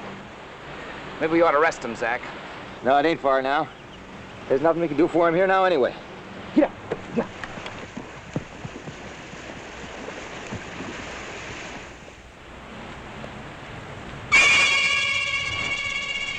Blood, all right. Fresher than the last we spotted.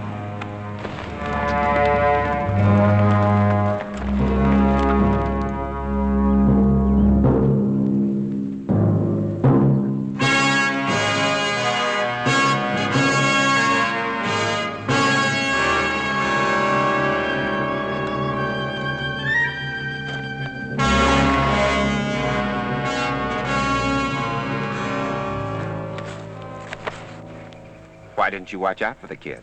We tried. We did just like you told us. Don't take it out on me. Ben Cartwright shot the kid. His time's coming.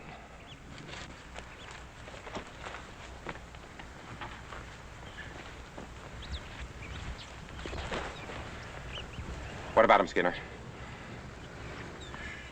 Well, you're supposed to be able to patch people up, aren't you? I only tended to mules in the Army, Carl. That don't mean I can work miracles. You know better than that prison butcher that hacked up my leg. Carl, shut up!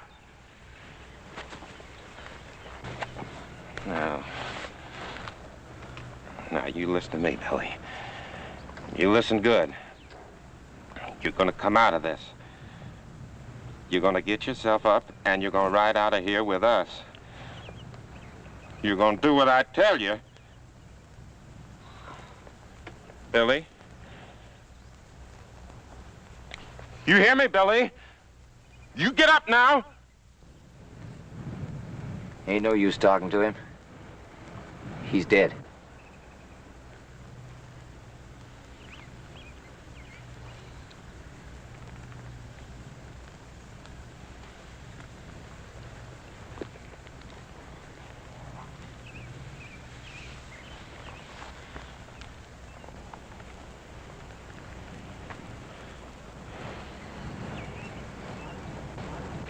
It was me raised him. First time I fought with Pa was when he got liquored up and started into thrash, Billy. I'll settle for you, son. That's a promise I'll keep. We're all ready to ride in, Carl. You just give the word.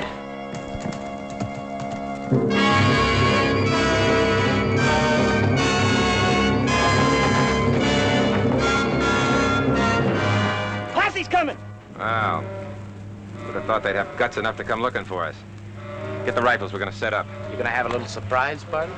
Yeah. Yeah, we're gonna have a little party for him.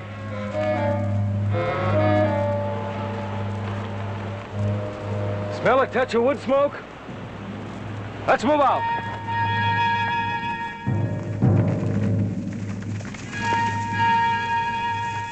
Don't make a move. You ain't gonna shoot me, are you? Just keep your hands high. Don't worry. I ain't gonna make a play. All right, boys, rope him and search the camp.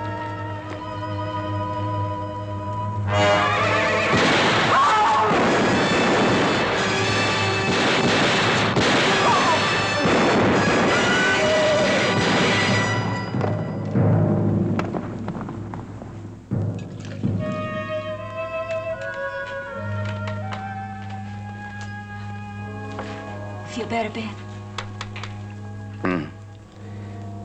Just don't like making you miss your work.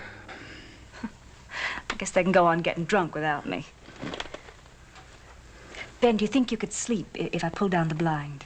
And I don't like being moved in here and maybe putting you in danger. Plenty of people in town who'd have better be down. Are you sure? Don't count on them, Ben. You'll make the same mistake my husband did. So much bitterness. It doesn't become you. I don't think Ed would have wanted it that way. Doesn't really matter, does it? He's dead.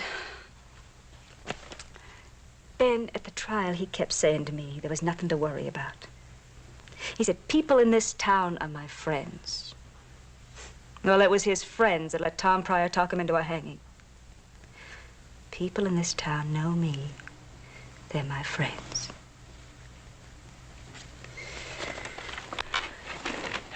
I guess it wasn't until they put the rope around his neck he knew any better. Sometimes a lawyer can sweet-talk a jury into making mistakes. They wanted to see Ed hang. Like a pack of vultures. All except you, Ben. Look at him down there now. That whole town, all excited over a shooting and a killing. Oh, how's Ben doing? Well, sir, he's still pretty weak, but he's getting some rest now. Well, tell him not to worry about the Morgans. We're all right here. I reckon he knows how all of you feel, Mr. Stanford. Hoss! Tell Ben we'll be up to see him. I sure will, Mr. Martin. We expect him to be up and snorting for the celebration when the sheriff brings in the Morgan gang. Yes, sir.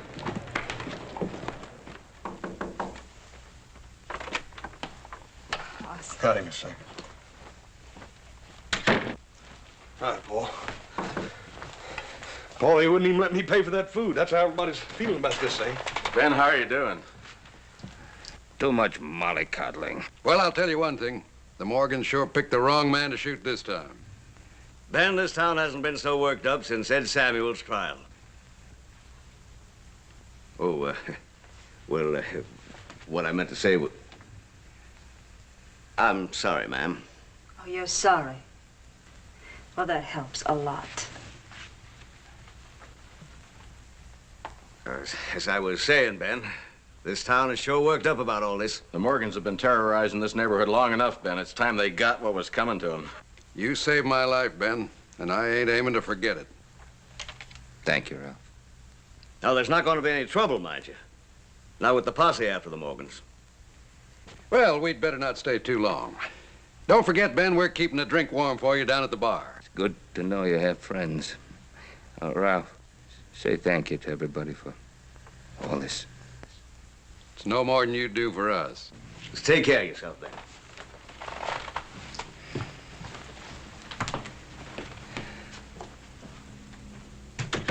Well, don't look like there's going to be any trouble, Paul.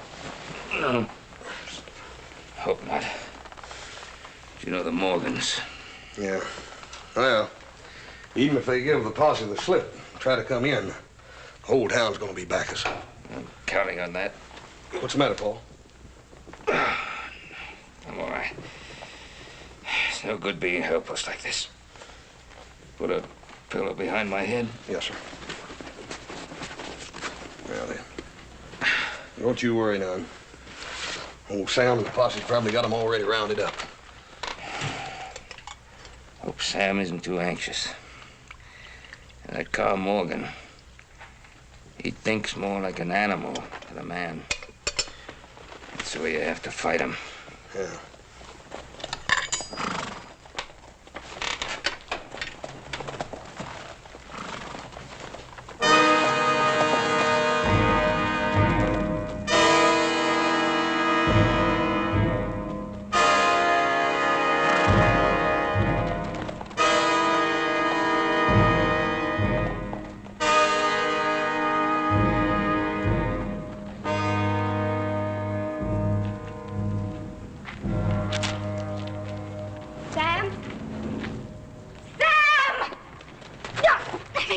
It's no use, Mrs. Toller.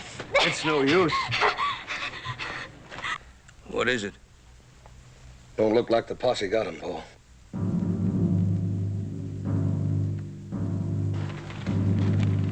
Hey, Dr. Ben Cartwright. Says we're coming into town before sundown. I guess we all know who wrote it. Well, what's the matter, good people? The sight of death chill you? Shut up, you drunken hangman. Sam Toller had no call to go out like that. He left the whole town unprotected. It's Ben Cartwright they're after.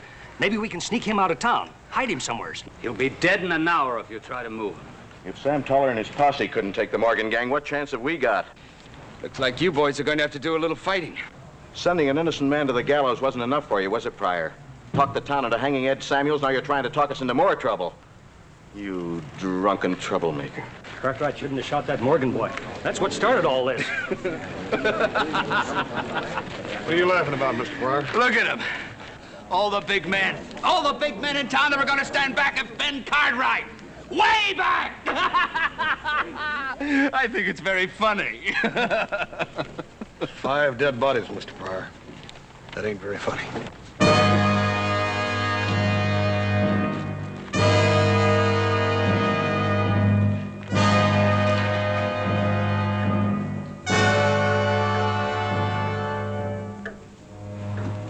You won't be doing much business today. What time does it start? 4 o'clock, maybe. Before sundown.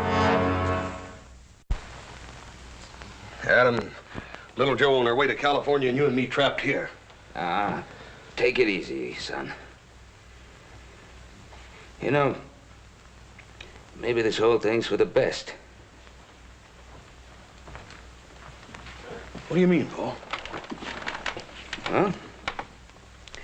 Carl Morgan and his brothers have been preying on this territory like a pack of wild dogs.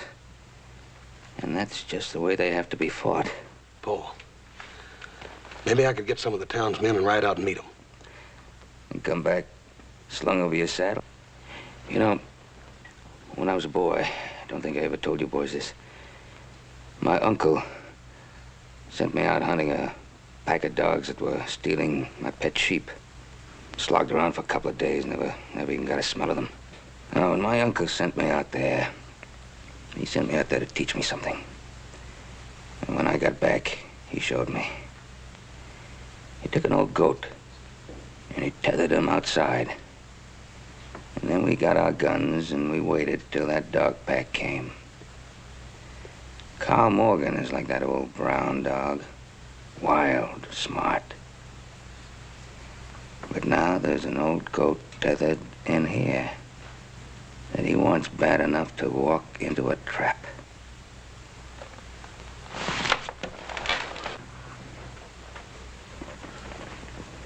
Which way do you figure they'll come in, Paul? Right down Main Street. I figure we won't expect them to come in right out in the open. That's the way they'll go out, too. It's broad and clear. Less chance of them getting cut off. Mm-hmm. They'll probably wait till almost sundown, hoping we'll panic. We can't keep them from coming in. Gotta figure how to stop them from getting out. Paul, I can close off all those side streets with wagons and crates and stuff. Yeah, that's good. Hoss, get a rope.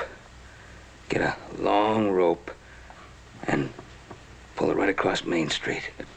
Cover it up with a lot of dirt. And you wait till they ride past. And then you pull that rope tight. Yeah. And put about half your men down there. And make sure they don't shoot until the Morgans are trapped by that rope. Yes, sir. Get Carter and Stanford and Martin. They're all good men. Yes, sir.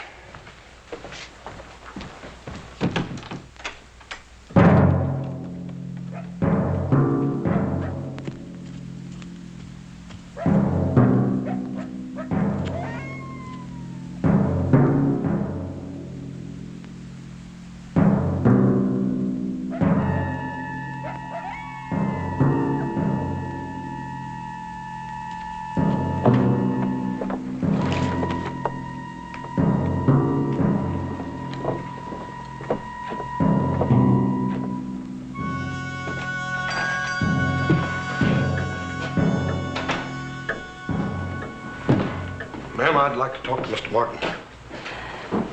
My husband's sick. Ma'am, I just saw him this morning. He's sick.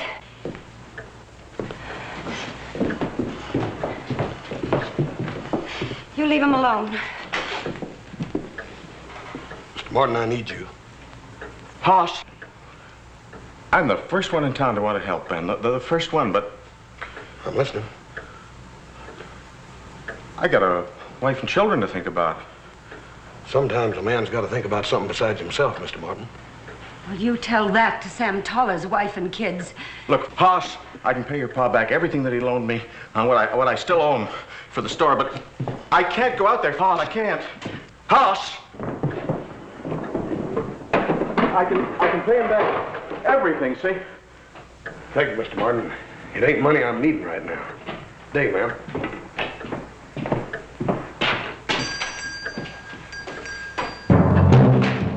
It's not my job out there, Hush. You know that. I'm the only doctor in this town. What if the Morgans kill me the way they did the men on the posse? I'll tell you something right to your face. I've got no quarrel with the Morgans, and I sure ain't going to go out there and get my head blown up just to save Ben Cartwright. No, sir. I reckon you ain't. How's Ben's wound? Well, it's soaked through a little bit, Doc. That bandage ought to be changed, but I'm sort of busy. I'll take care of it.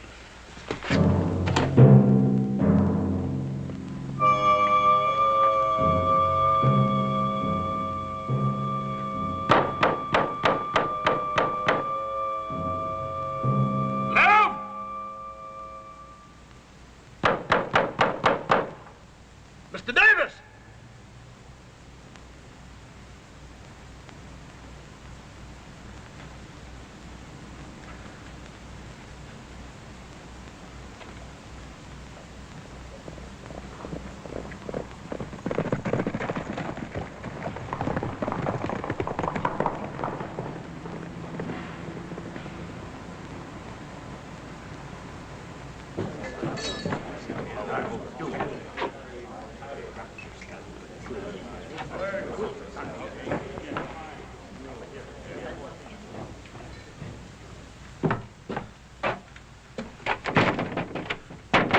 Mr. Carter!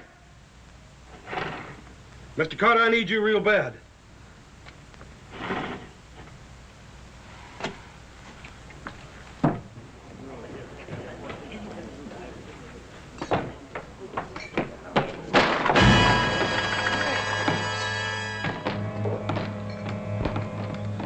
What's the matter with all of you? You think you can sit in here and hide from the Morgans any better than you did from me? No use making trouble. It's the Morgans that's making the trouble, not me. Can't you get that through your heads? Tain't our fight. Yeah, that's right. It's your pa they're coming after. If the Cartwrights fight their own battles, they ain't part of this town.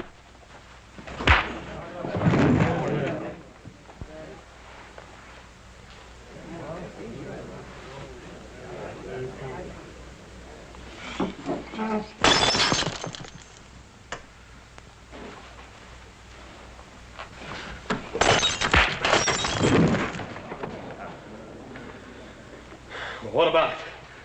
Any of you got guts enough to stand up and take sides? I ain't gonna bother asking you again, Mr. Carter. You told my pa when he saved your life that you wasn't gonna be forgetting it. Pretty hollow-sounding words, ain't they? Well, I ain't gonna do no more begging. Horse.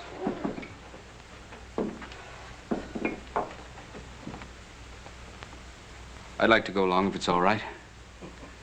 There won't be much use, I guess. I can't shoot. I never killed a man. Except Ed Samuels. Except Ed Samuels. Maybe you don't want me. Mr. Pryor, when I came in here, I was asking for men to step forward. As far as I'm concerned, you're the only man in the whole room. I'm ready to go. All I need is a gun. Maybe a couple of more drinks. It's a pretty sad thing, the smell of fear in this room. Come on, Mr. Pryor.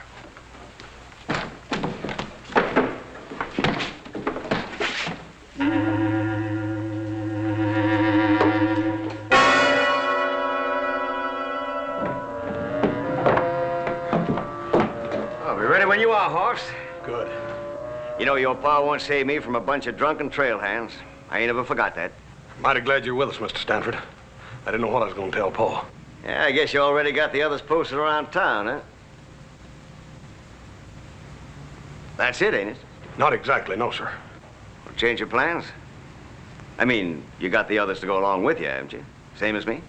No, sir. They ain't nobody but you and me and Mr. Pryor here. Well, there's Martin and Ralph Carter. They'll go along with us. No, sir. Just you and me and Mr. Pryor. That's all. Just you and Pryor, huh? That's right. Well, no offense intended, Hoss, but Pryor here ain't much of a man with a gun. No, sir. I reckon he ain't, but he's willing to try. You'll need good men to face the Morgans. I guess you and Ben know that, don't you? Yes, sir. That's why I'm mighty glad you're with us, Mr. Stanford. Yeah. Well, I didn't figure on going it alone. You're a good man with a gun, aren't you? Well, I ain't that good. I mean, I'm no gunman. You know that, Hoss. Yes, sir. I reckon you ain't no gunman. Well, it'd be different if there were others, but... Well, you understand, don't you, Hoss? Yes, sir, I understand.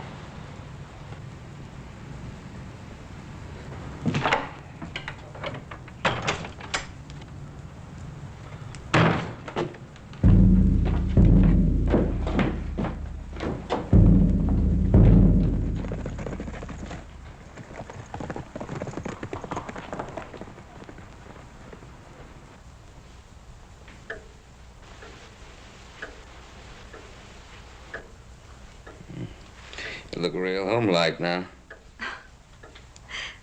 They shut down the saloon for the day.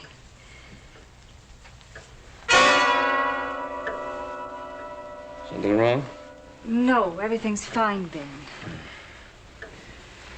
Wish Hoss would get here with those men. Plans to be made. They'll be along.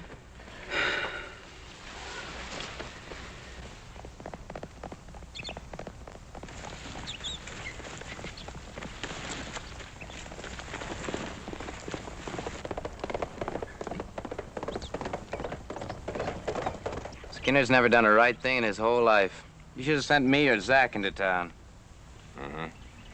Maybe with a big red flag so they'd be sure to spot you.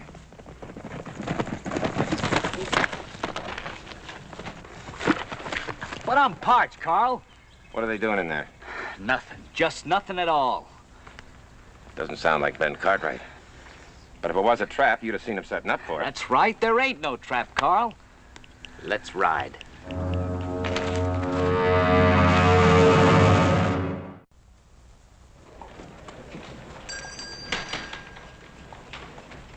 You better come on in the back. You don't want to get hit by a stray bullet. You want me to go out there? Is that what you want? Well, say it if that's what you mean. You want me to get killed? You want me to leave you and the kids alone in the world? I'm doing what I'm doing for you. I mean it. I'm doing it for you.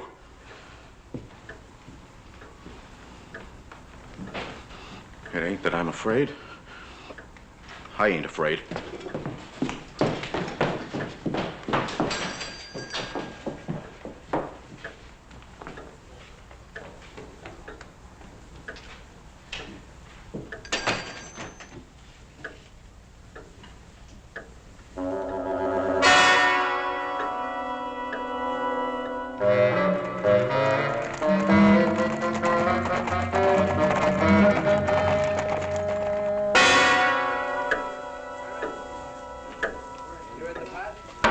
Brandy. Well, what are you looking at? Nothing, Mr. Carter.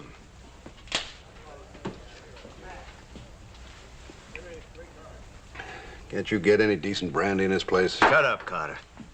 You got no right to kick. None of us got any right to kick. If you feel that way about it, why don't you go out there? You're packing a gun. Yeah. I'm packing a gun.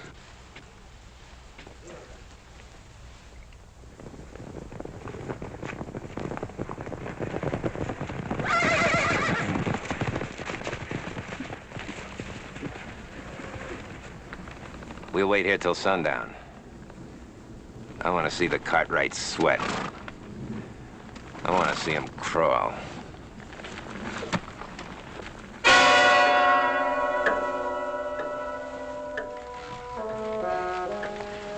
Not gonna do you much good, Ben. Not in your condition. A man feels better with a gun in his hand. Why do you need it, Ben? If your friends are going to fight for you.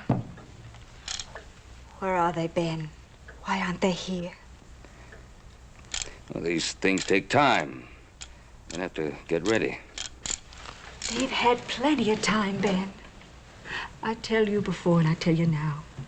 Don't put your faith in any of them. It hasn't been misplaced, Anne.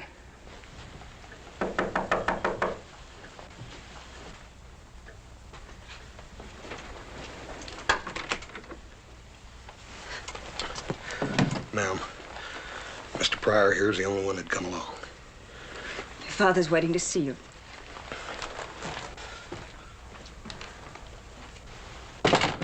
If you prefer, I'll stay out here. It doesn't matter. Come on in if you like.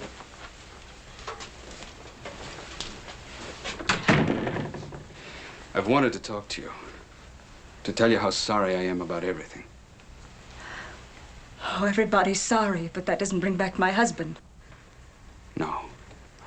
Nothing can do that. But it was a mistake. At the time, I was certain that Ed was guilty. You didn't care whether he was guilty or not. You only wanted to win a case, to see him hang. A big district attorney. Make a name for himself. further his political career. It's as simple as that, isn't it, Mr. Pryor? Admit it. I've paid, Mrs. Samuels. I hope you never stop paying for it. Paul wants to see you.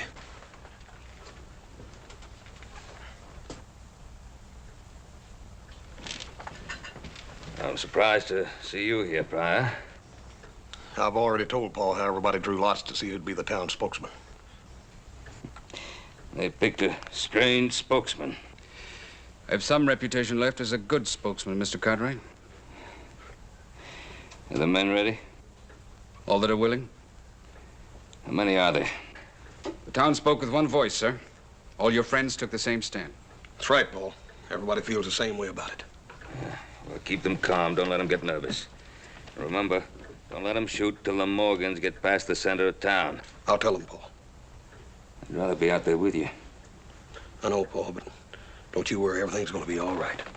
Tell him, Hoss. Tell him the whole story. I've already told him everything he needs to know. You holding anything back, Hoss? Oh, only that we figured not to put anybody up here because it just draw fire anyhow.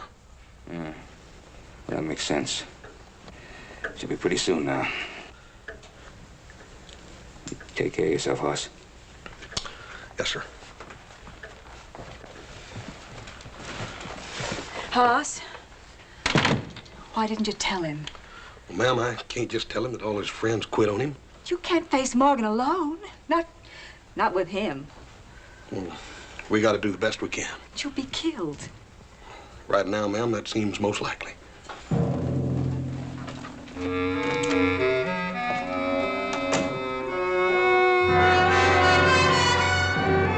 All right.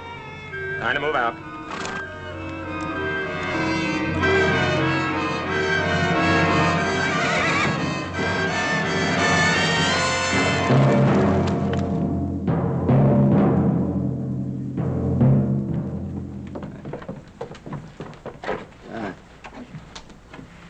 Well, just about that time. Want to make a real good show. What about us? If there's fighting, the Morgan's going to shoot up this town. Yeah, that's for sure. Maybe get some of us killed to boot.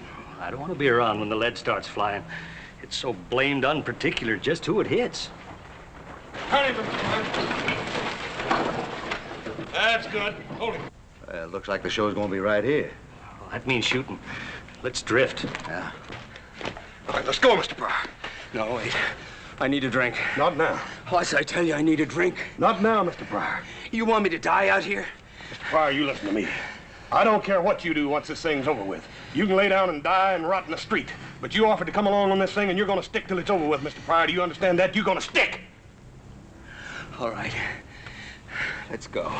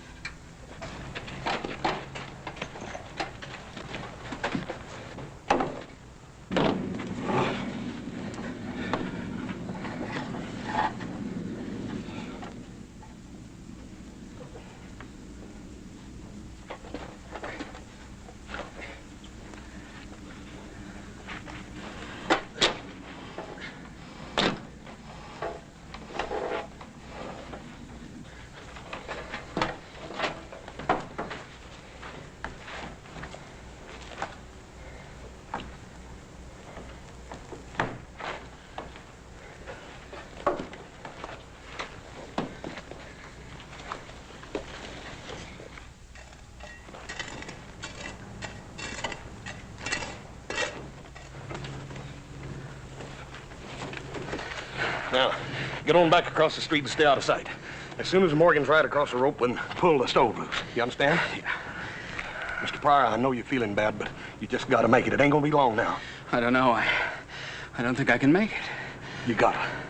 Just do the best you can, Mr. Pryor. That's all any man can do.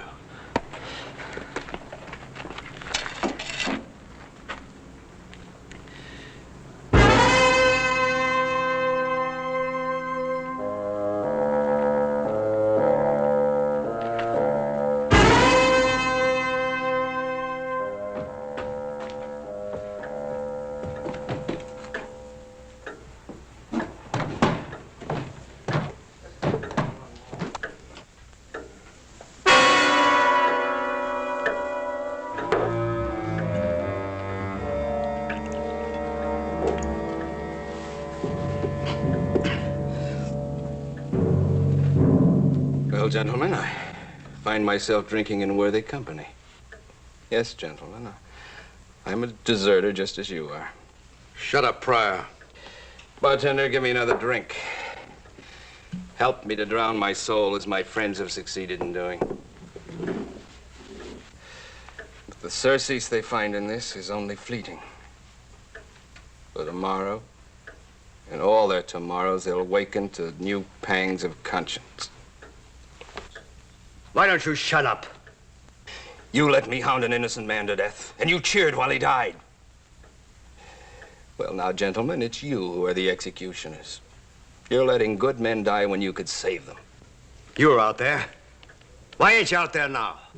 I was afraid. Just like you, gentlemen, I was afraid. You're hiding, gentlemen. You're hiding from yourselves, and you're running. You'll never be able to stop, because you can't hide within yourself.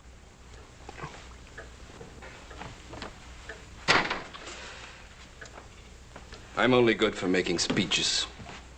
Speeches aren't much good now, are they? There's no time for speeches.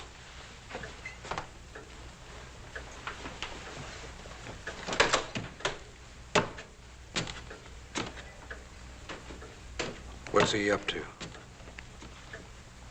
I don't know. Where are you going, Doc? Out to keep an obligation.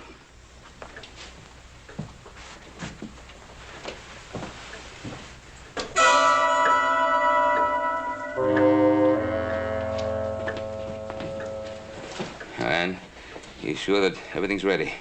Yes, Ben. And Huss got all the men placed? All of them. It's gonna be fine, Ann. It's gonna be just... What is it? They're coming in, Ben. The Morgans are coming in.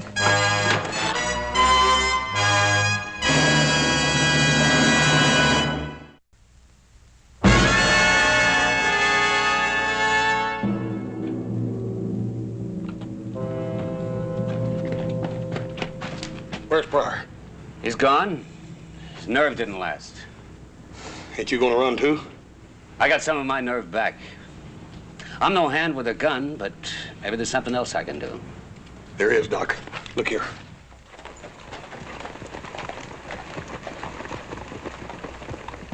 It's too quiet, Carl. Maybe they took Ben Cartwright out. He's here. He wouldn't run away from a fight.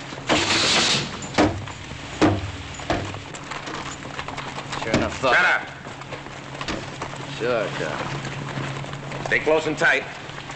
I'm not covering for anybody that's got no more sense than a stray getting cut out of the herd.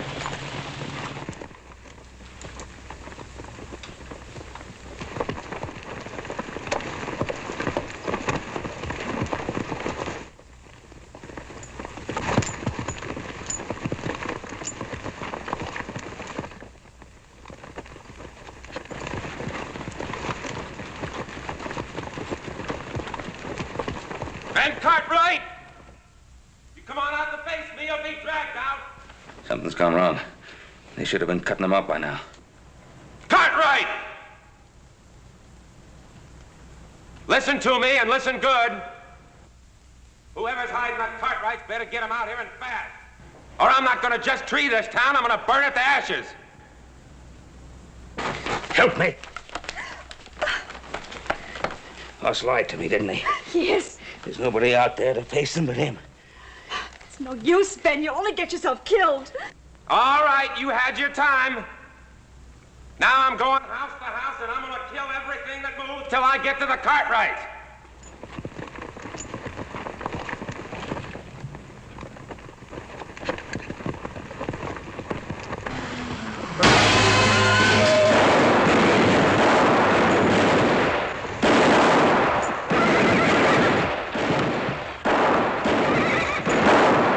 Can't get a clear shot. Get me outside.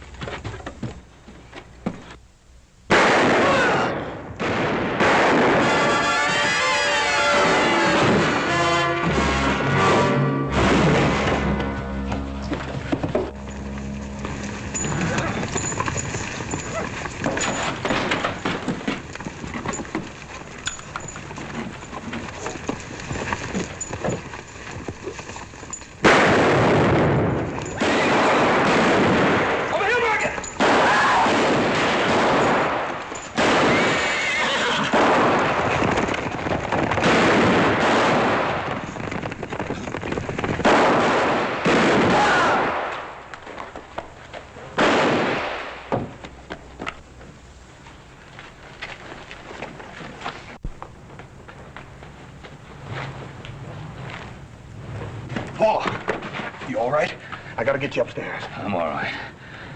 We're here together.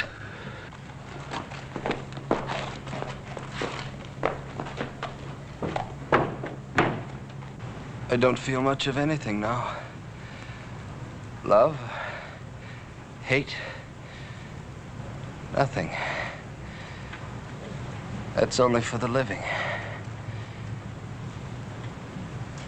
Anne, forget the hate.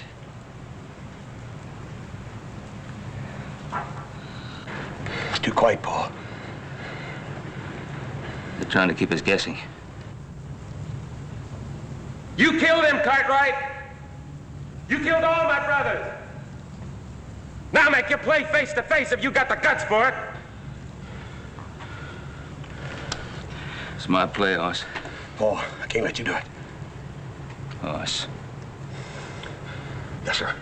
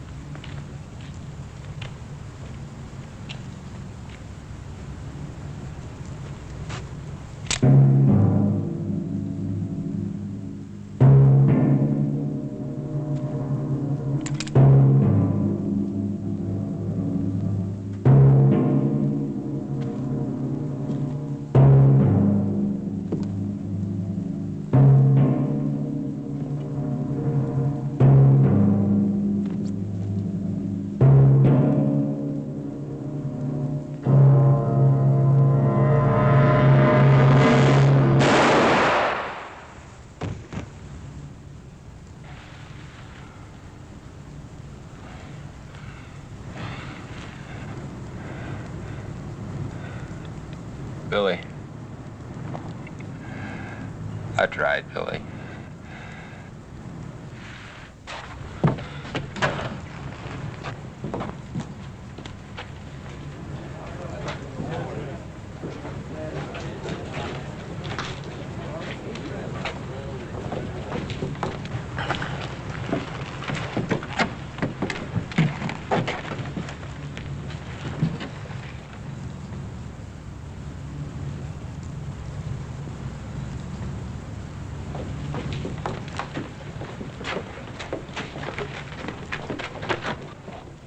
Paul, you all right?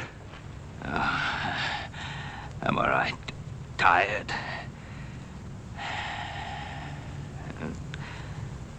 A man expects a lot.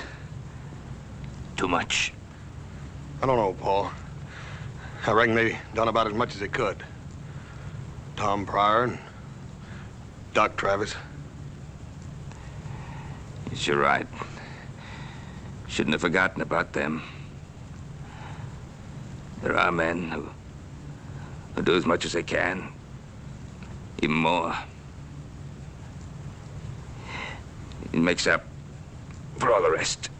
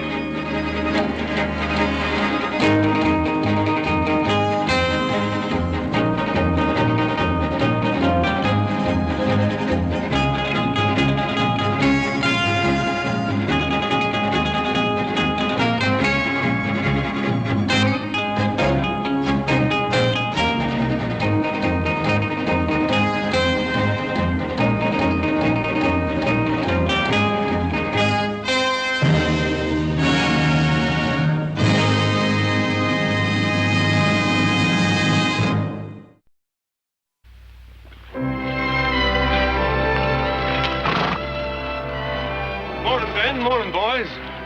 Adam, is there any way we can stop this? Well, it's up to John Henry. He wants to fight.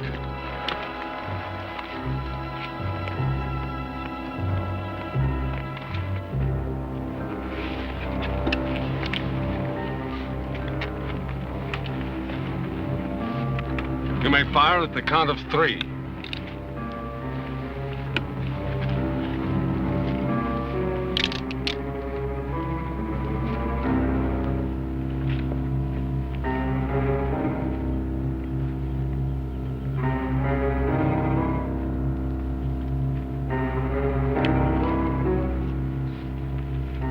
One, 2, 3.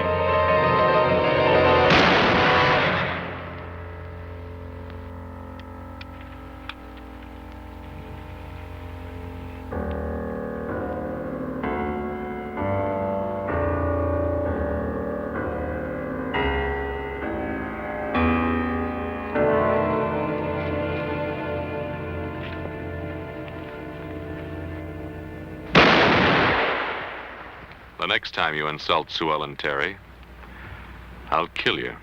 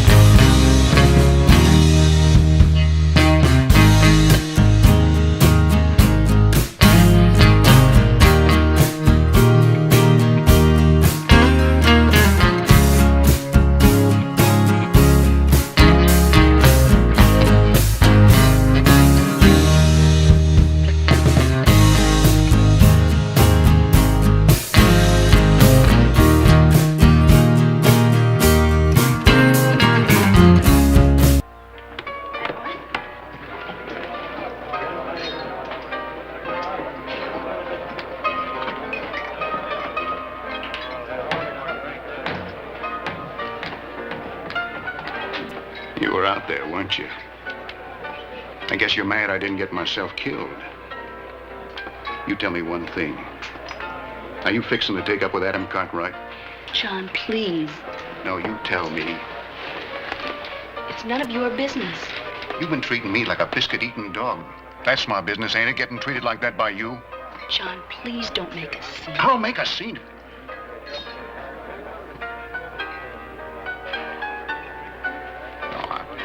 I'm sorry, Sue Ellen. I can't stay mad at you. I got something for you.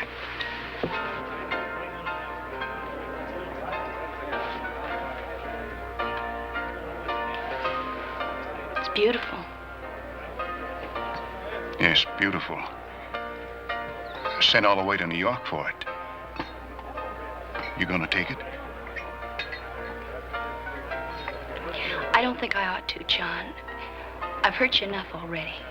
Hurt me more if you didn't take it.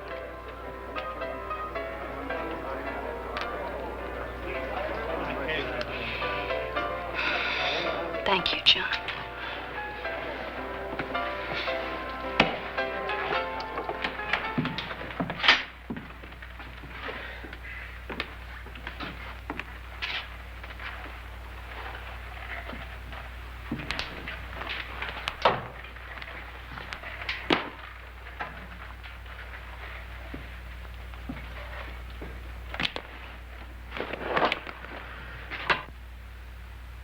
Look, I know you're angry and you think that kind of thing is foolish, Pa, but I had to do it. Why? Well, you to call me a coward. You let a fool like that John Henry take a shot at you just because you think he might call you a coward. Well, you've had your little duel. You've made your grand gesture. I hope you're satisfied. Oh, come on now, Pa. You've made a few grand gestures in your own time. At a different place and at a different time. Ah, then it isn't really the duel that's bothering you at all. Now, what is it? You made a fool of yourself. He insulted a lady who was with me at the time. Obviously, you think that this lady is worth having a duel over. Yes, I do. Yes, well, I suppose she's a pretty enough young thing. But you were afraid she's going to be like her sister, hmm? I have heard talk about her. Now, Pa, you always taught me that talk was cheap. I've heard that she's been friendly with more than one man in Virginia City. I know all that. What else do you know? She lives with her sister in a house on K Street. She's very lovely, and I like being with her. But how serious about her are you? Oh, I don't think I really know. Now, son, I've known women like this before. Look, Paul, what have you got against her besides all the talk? I don't like the kind of life she leads. Well, I don't like it either. Neither does she, for that matter. But that's not really the point. Look, Pa, after all, I am a grown man. Now, Adam, there are some women who can bring a lot of trouble into a man. Oh, boy, you must be getting old, Pa. Some women are worth a lot of trouble.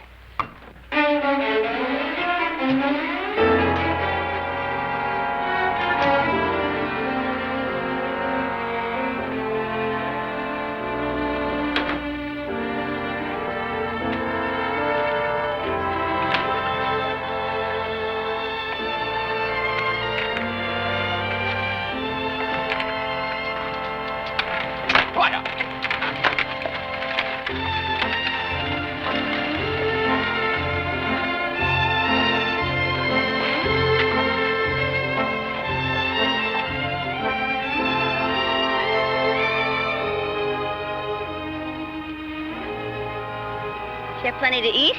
Plenty. Good. Always like to know I can please a man.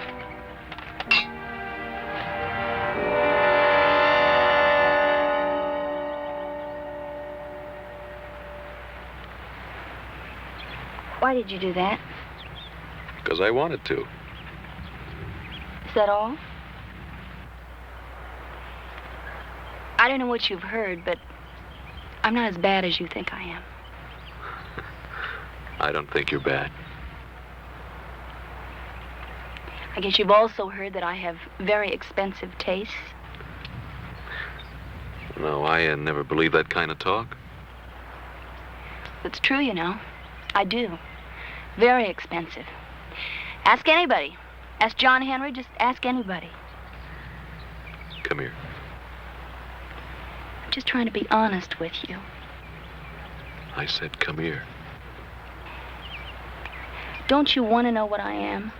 What I really am? I'm tired of talking. Come here.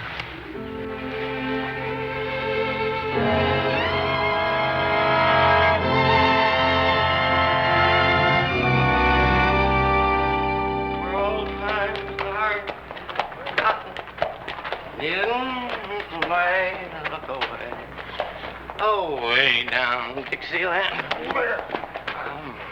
Sir, I don't believe I have the honor of your acquaintance. It's my pleasure, sir.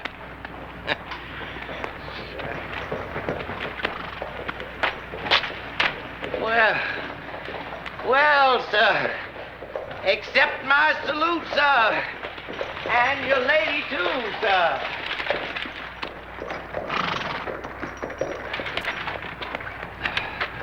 Oh, how could I make a mistake like that? I naturally supposed, sir, that you would be with a lady. Adam, please. I didn't say nothing, sir. I didn't say nothing. Now, supposing you apologize to the young lady, huh? I surely do, ma'am. I do apologize. Well, get him out of here, Adam, will you? Get out of here. Get him out of here, Adam. Get him out of here. She didn't always talk like that. Go on, ask her about me, Cartwright. Adam. Go on, ask her. Go on, ask her about old Dixie. Go on. Sorry this hadn't happened. So am I. Kind of ruined a beautiful day. Forget about him. There'll be others like him, Adam. Men out of the past who hate me. You forget about the past. But you won't ever hate me, will you, Adam? No matter what happens? How could I ever hate you?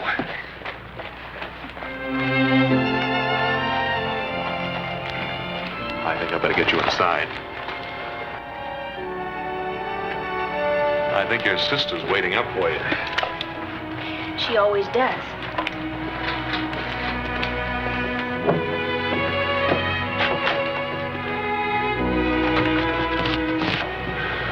Good night, Adam. Dear.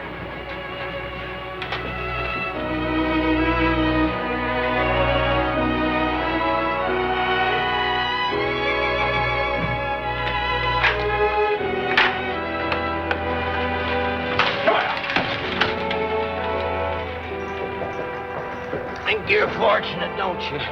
Just the luckiest. Just the luckiest man in town. But there've been a lot of lucky men ahead of you. A lot of them.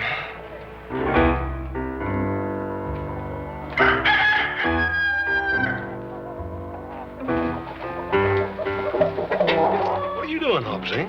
Catchy chicken for dinner. The way you're going about it, we ain't gonna have dinner till a week from Sunday. Oh, yes. Chicken catchy corn, Hobson catchy chicken. Very smart. No. Here, let me show you. Here's the way to catch chicken.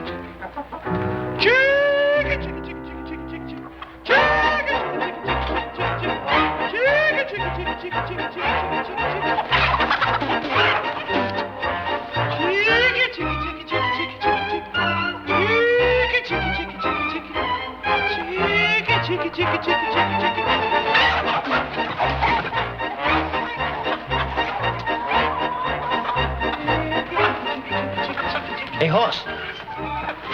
What are you doing? Shh. You're gonna scare all my chickens off.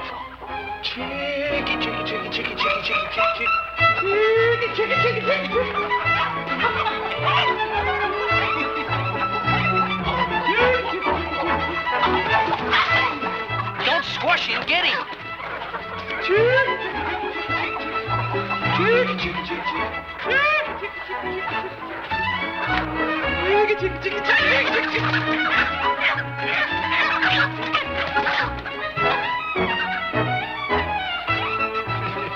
I reckon that'll teach you who can catch chickens. Very good. Very funny. Too skinny, thank you.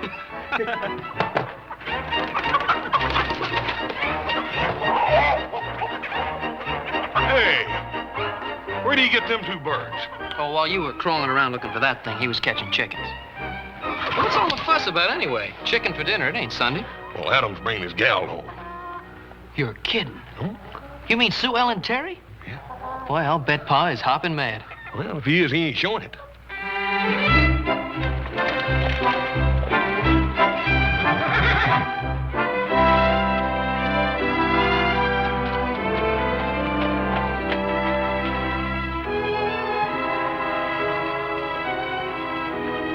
Been looking to see you, Adam. What about, Jesse? You and John Henry. John Henry's an upstanding citizen, belongs to the right party. What I mean is I sure would hate to lose a vote on account of you having a itchy finger. Don't worry about it, Jesse. Everything's settled between him and me. That's good, mighty good. Getting awful hard to round up enough votes come election time. Right kind of votes, that is. Namely for you, huh? That's about it. I hear tell it was about that Terry girl. Forget it, Jesse. You've been seeing a lot of her. Have I? No use to get hostile. I was just asking. Now, you just back off. Getting anywhere with her?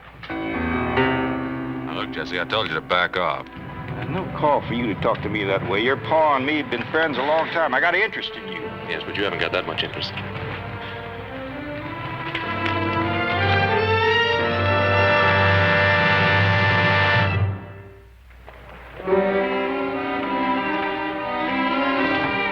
Howdy, Sheriff. Howdy, Dixie. What you doing? Calling on voters? Well, just two women in there, Sheriff. Women don't vote. Mighty thirsty day, ain't it? Go get yourself unthirsted. Thank you, Sheriff. Here.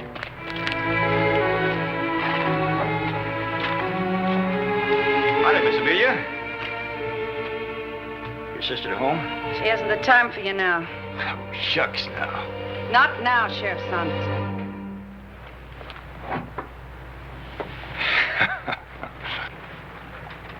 What's so funny? The sight of you sober and water and flowers, it just don't seem to fit. Maybe you can give Sue Ellen a message for me. Tell her to stop messing with young Cartwright. He ain't for her and never will be. Now, you speaking as a friend of the family, Sheriff? Why, sure.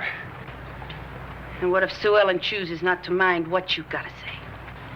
I don't want to see Adam Cartwright hurt, and I'd hate to see your sister hurt, too. She's such a pretty little thing. A real pretty little thing, ain't she, Miss Amelia?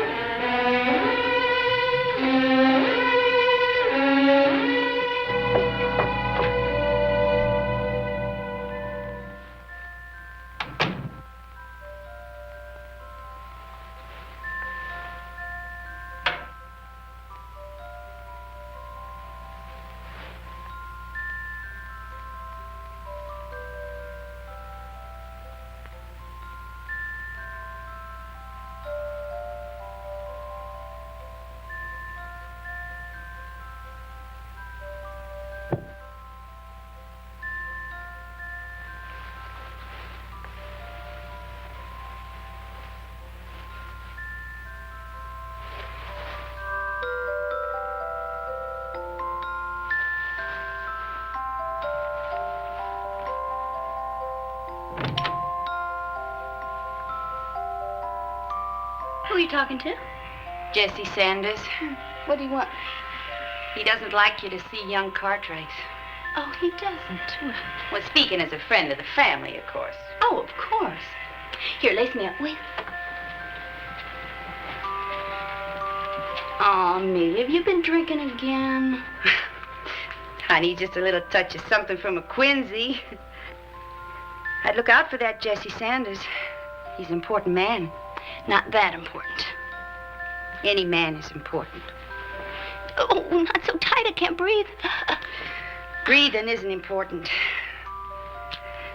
Well, there, I guess that ought to do it. You know, you're a pretty little thing, Sue Ellen, like Jesse says. Never thought you'd turn out as well as you did. Thank you, Amelia. You know, I was always the beauty in the family. That's what Papa used to call me. Beauty. You were just a skinny, homely little thing when Papa died. Now look at us. You're still very attractive. Well, I hold my ears well if I do say so myself. Oh, but Lordy, honey, you should have seen me when I first came here. You told me about it many times. I didn't have a thing. Not a penny. Just a little sister and some clothes. But men looked at me. Yes, indeedy, they looked. I had a special way of coming into a room. I never came through an ordinary doorway. I always came down a flight of stairs. Real slow. Like a princess. With just a little stop near the bottom. Long enough for some lovely man to come over and offer his arm. Lordy, honey, the tricks I could teach you. You've taught me a lot. Yeah, I've done real well by you. And don't you ever forget it, Sue Ellen. Don't you ever forget that when you were just a little thing and Papa died, nobody to take care of you. Your big sister did everything for you. I know you won't, though. You've been real good to me, Sue Ellen. I just don't know if I like you carrying on with Adam Cartwright like you are. What do you mean? You know what men are. I've told you often enough. Oh, yes, you've told me. A man uses a woman and then tosses her aside. So you have to be very clever with them and use them the way you used to use men and not get hurt. Oh, Amelia, I've got a surprise for you. There's more than one kind of man. Adam's not like that. Oh, no, honey. He's not different. He's a man. You really don't like men, do you? Well, honey, sure, I like men. It's just that a girl like you's got to be careful. What do you mean, a girl like me? Well, now, Sue Ellen, I don't want to say anything to upset you, but a man like Adam Cartwright, well, you're just not in that class. Because I work in a saloon? There's nothing wrong with being a saloon girl. Oh, no, except that it makes me not good enough to marry Adam. No, you're not. It's just not for you, Sue Ellen.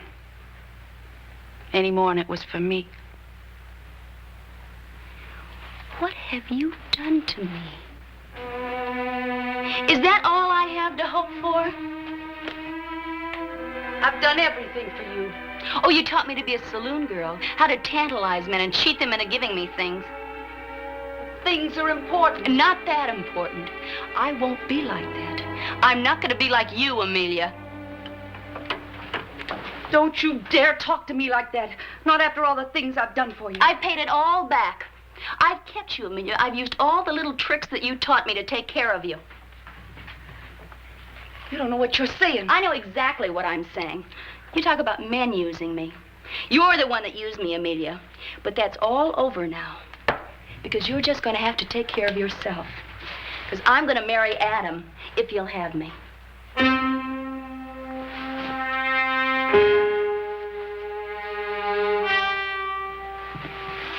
Now, Miss Terry, you say that your father was a merchant. Oh, yes.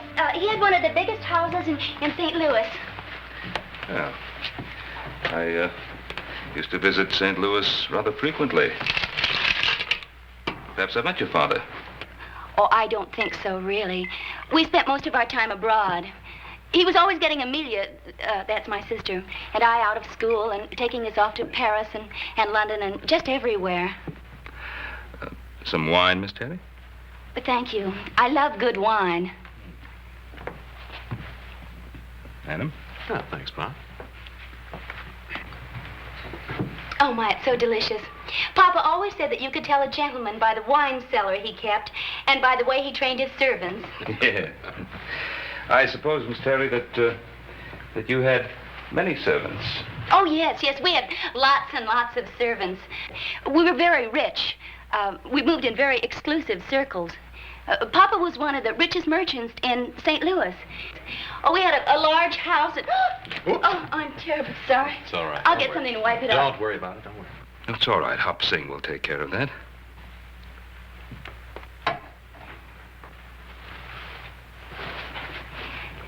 Adam, I don't feel very well. I think you'd better take me home.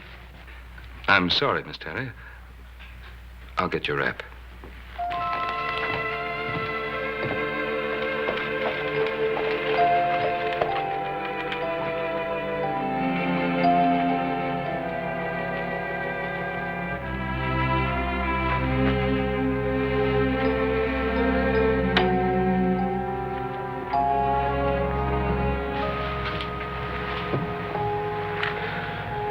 What are you thinking? All about you.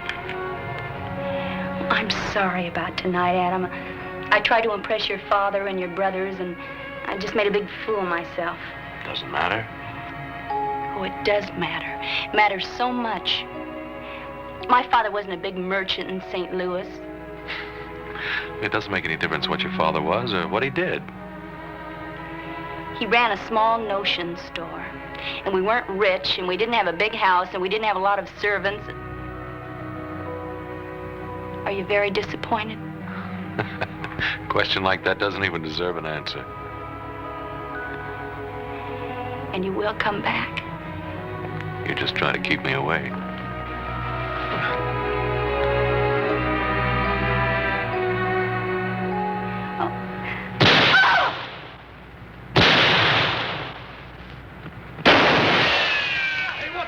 About?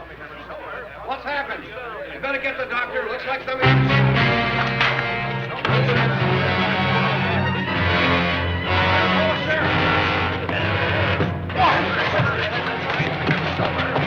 Sue Ellen, honey, I knew this was bound to happen someday.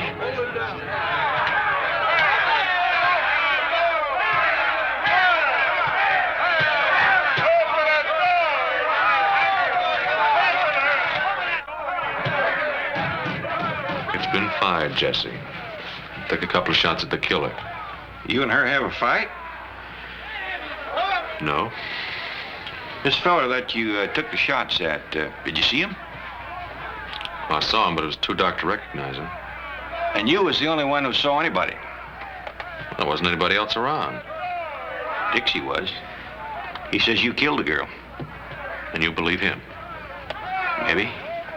Maybe not. Thing is, a lot of the voters have been listening to him, and some of them believe him. Just take off your gun belt and empty your pockets on the desk here. I'll fix up a receipt. I'm sorry, Jesse. I'm going after the killer.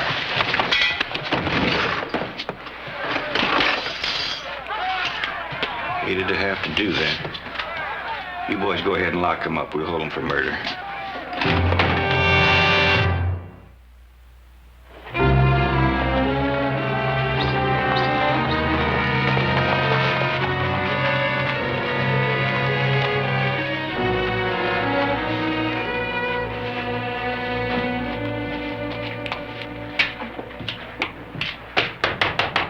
Jesse? Jesse, it's me, Ben Cartwright.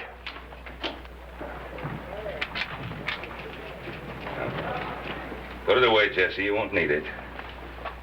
Just move easy and keep your hands away from your guns.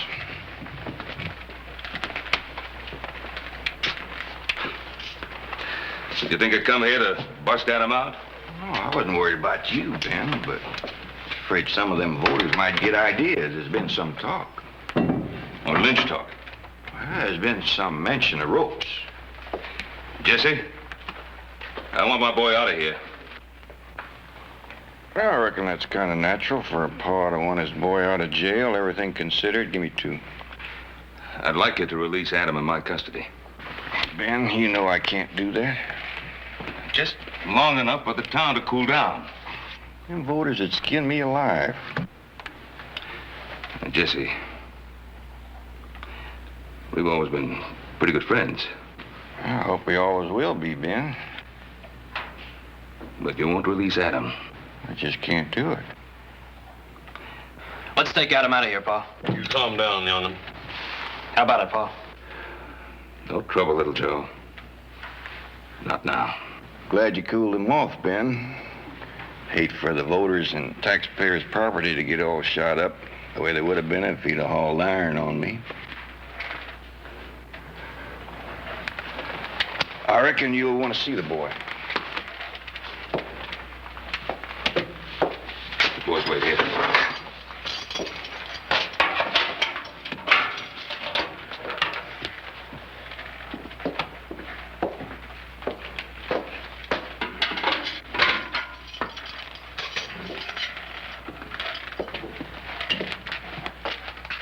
Guess it's safe to leave you 2 alone.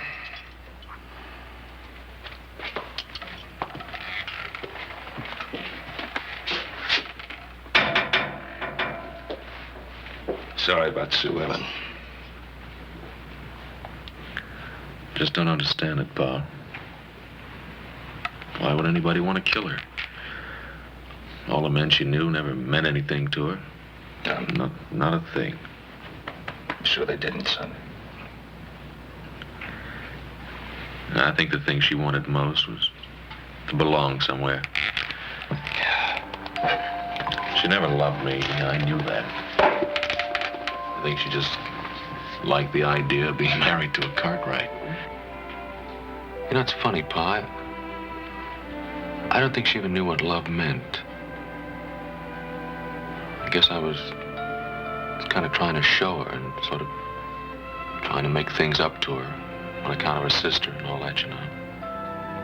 Adam, those men that she was friendly with, who were they? Well, you know, it was John Henry, Leeds, Durkin over at the bank. Oh, but what difference does it all make? I got a witness. Says he saw me kill her. Witness? Who? Oh, Dixie. Dixie? That old drunk? That's right. Trouble is, a lot of people believe him. Yeah, there's even talk about starting to do something about it. I'm sorry, Pa. I just got kind of a funny tightness in my throat.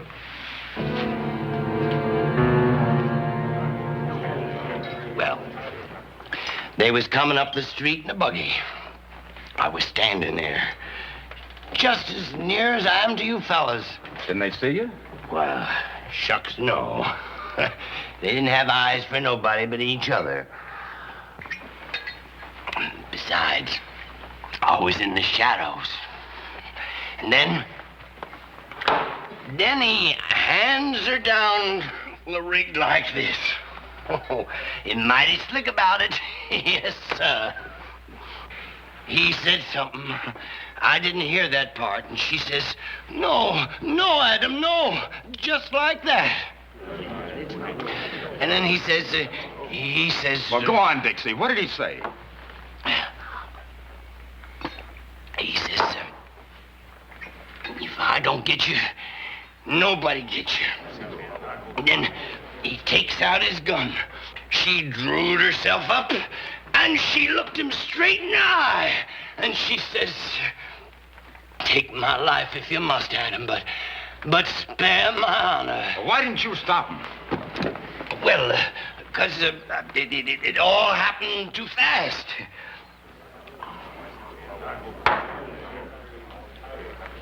And then he up and shot her.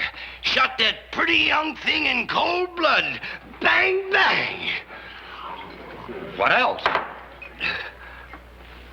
As she stood there holding herself like this and looking at him sad and mournful like. Didn't she say anything? She says, I forgive you, Adam. I forgive all my enemies. And then she fell down. And she died. We ought to take that Cartwright out of Jesse Sanders' jail and hang him right now. I'm ready.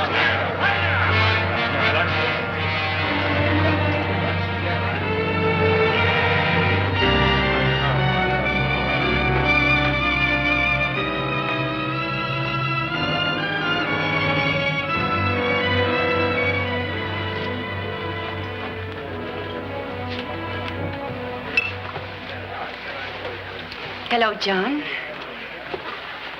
That's your morning dress, Amelia? I think I'll let you buy me a drink. Sure. Joe, another glass. You surprised to see me like this, John? Seems a funny way to be grieving over Sue Ellen. Oh, I am grieving. Inside. But life goes on. Yeah, I know. A girl has to live. Don't be unkind, John. You were never unkind to me. I was very fond of you. Very fond. Cut it out, Amelia. Look, I bought you a drink. I'll buy you another one, then you better go home. You are being unkind, John. That isn't very wise of you. Now, what do you mean by that? You know Adam Cartwright didn't kill Sue Ellen. You came in here looking for me, didn't you? To tell me they got the wrong man for your sister's murder. Maybe you know who did kill her? I've got some good ideas about it. Maybe you think those ideas are worth something.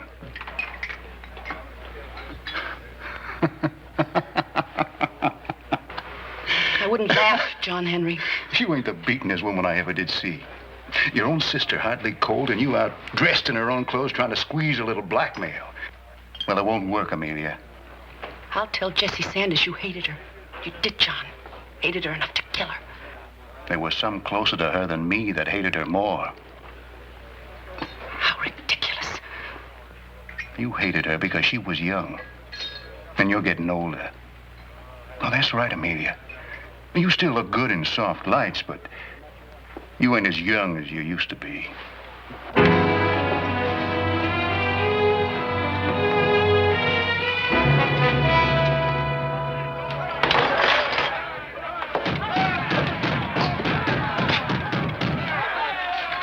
Crowd's getting kind of head up out there. Reckon if we look for a tussle long about sundown.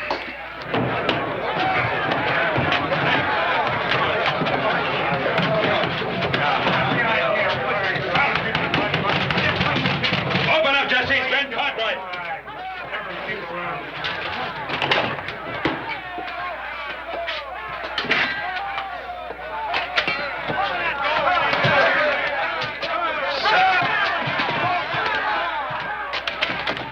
Bring that trash in here for... Tell him, Dixie. Tell him what you told me. I didn't tell him nothing, Sheriff. Never said a word. Tell the truth. I told him. What did he tell you, Ben? He told me there was someone else on the street when Sue Ellen was killed. Is that right? You tell me the truth, you hear? You see somebody else out there? You ever get a good look at him? No, sir. I did not. Before the Lord, that's the truth, Sheriff. I never seen him clear enough to know him. But you did see someone out there. And you saw that person shoot at Miss Terry, my son. Tell the truth. Yes, sir. Yes, sir. What? What Mr. Cartwright said. How'd you ever get it out of him, Ben? Shook it out of him. Now turn my son loose, Jesse. Can't do that, Ben. What do you mean you can't? He's innocent.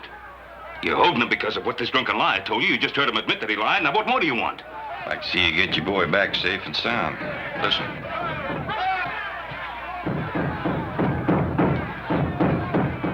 Tell them, Jesse. Tell them the truth. Too late for that. They're too hot to listen to anybody. Adam's safer where he is.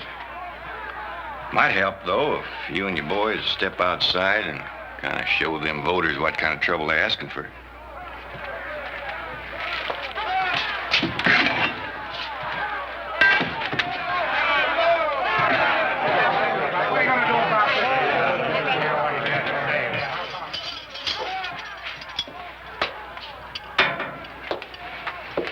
How is it? Not so good. Lord, I wish you was out of here. So do I. If it comes to the worst, I'm gonna have to kill some of them voters out there just to keep you alive. It's getting harder and harder to get elected each election day without killing voters. Take this. If they do bust in here, I don't want to say I left you helpless. You're kind of taking a chance, aren't you, Jesse? What's to stop me from making you open the door now that I got a gun? Just plain horse sense, if you got any. See, if a sensible man was figuring to bust out of this here jug, he'd wait till nightfall till things kind of quieted down. There was only one deputy on duty. Deputies always carry the keys to the cells. A man ain't gonna argue about opening a jail door when he's got a gun stuck under his nose. There's only one thing that bothers me, Jesse. Why are you doing it? Your pa's a friend of mine. Put that gun under your blanket and don't use it till the time's right. And what happens after I bust out? You get 8 hours head start. After that, I come after you. If I catch you, chances are you'll hang.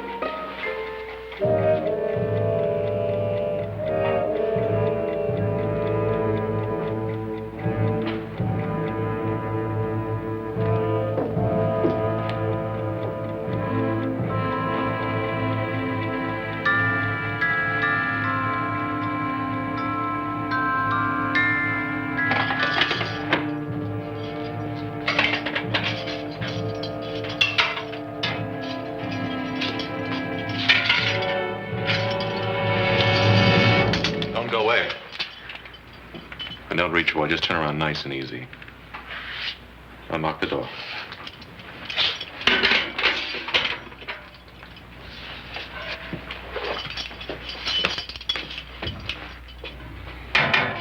Let's have him.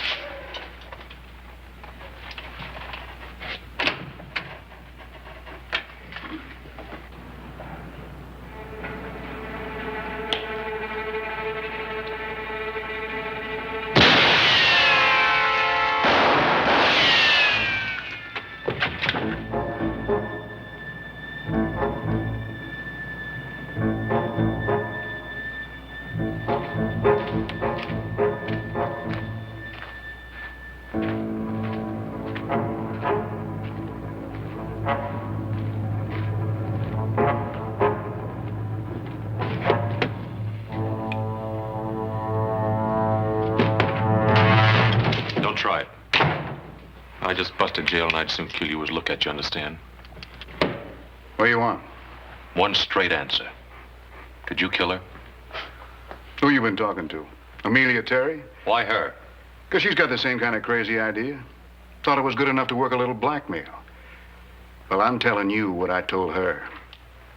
Talk and guessing ain't facts. I can prove I wasn't nowhere near her when Sue Ellen got killed. I'm sorry, Henry, but I had to try you. Cartwright.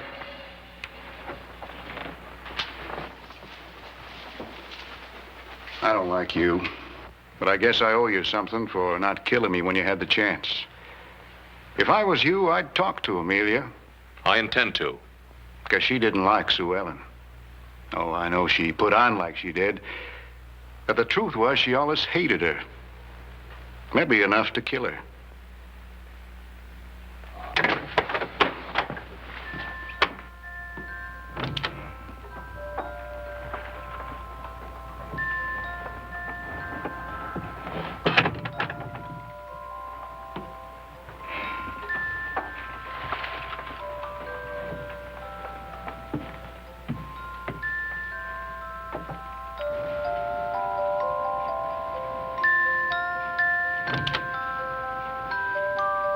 Come in. I've been expecting you. It was clever of you to come after dark. I don't look bad, do I? If slim and here and there, I'll be as good as new.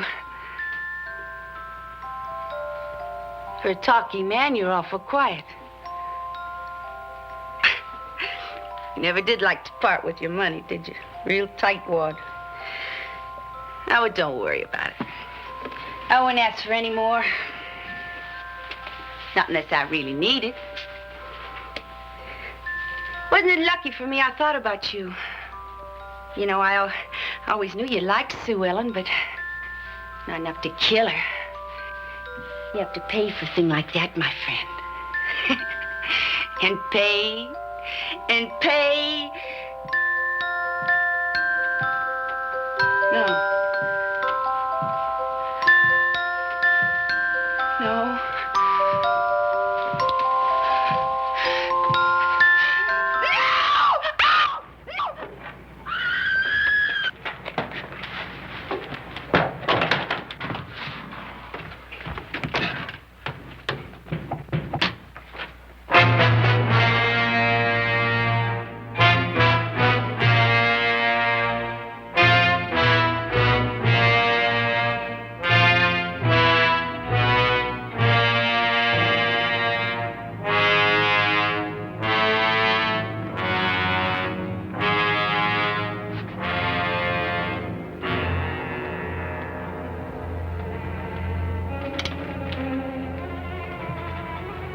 You do a fool thing like that, Paul, break out of jail. I had to, Pa. I didn't stand a chance locked up. Now, what chance do you stand now? Amelia had some idea about the killer. She tried to blackmail John Henry. I know, he told me. Told me you were on your way here. Does anybody else know? No, I don't think so. I'd better get you back into that jail. Jesse's organizing a posse. He's what? He's organizing a posse. He's ordering them to bring you in, dead or alive. Come on. Oh, wait a minute. You tell Jesse I'll give myself up if he'll meet me alone. Alone? Yeah. Tell him I'll meet him in his room in 1 hour.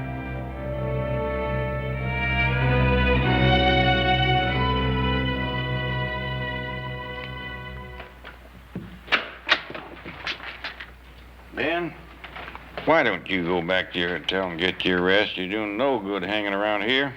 I want a word with you, Jesse. Excuse me, you fellas. Don't you go peeking at my hand. Playing little Peter will pass the time. Now then, what can I do for you? I just saw Adam. That's all right, Jesse. He's ready to give up. Where is he? He'll be at your place in an hour. I see. Over at my place.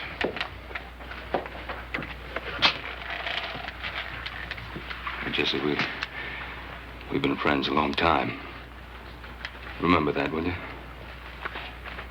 Don't worry about a thing. I'll take good care of the boy.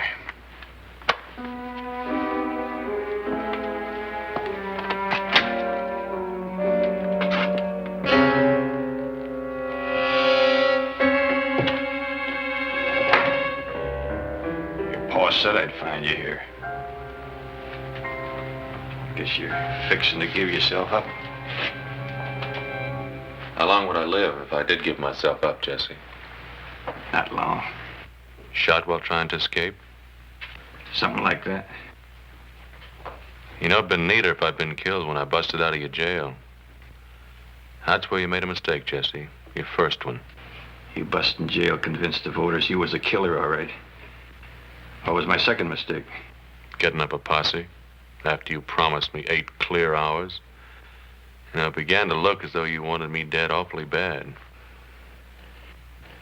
Don't try, Jesse.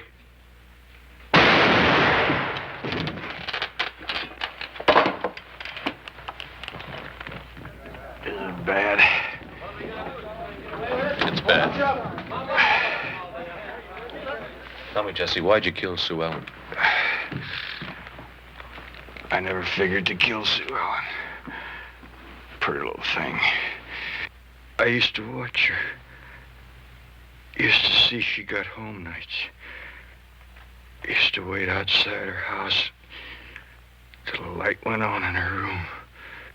One time she said, "Jesse, honey, I want to give you something for being so nice." And I said, "That's a pretty hat you got on." And she gave it to me. It was just nice having something that was close to her. Like a lacy shawl she used to wear. And a glove. Everybody was always fussing over her and giving her things. But not you. You was young, like her. I never meant to kill Sue Ellen. It was you I was gonna kill.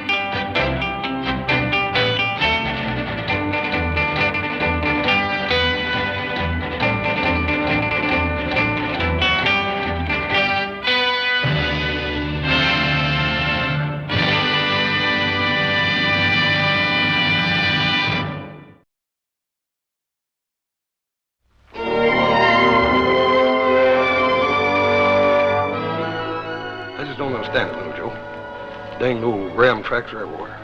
Looks to me like he's just walking around the circle. Yeah, we're just not having any luck.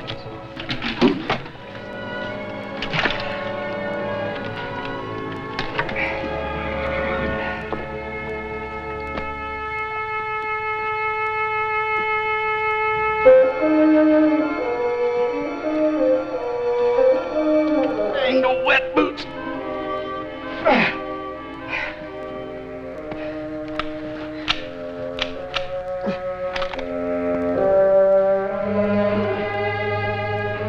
Stuck worse than the other.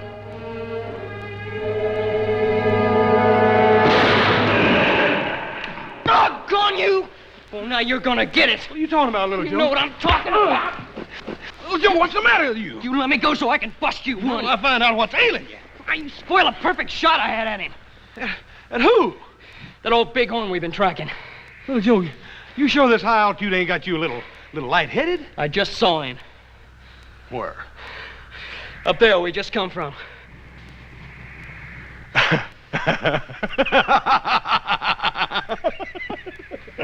Look, are you laughing at me? Not at you, Little Joe, at us. We've been chasing that old bighorn for 2 weeks, and this is the first time we laid eyes on him. You know why?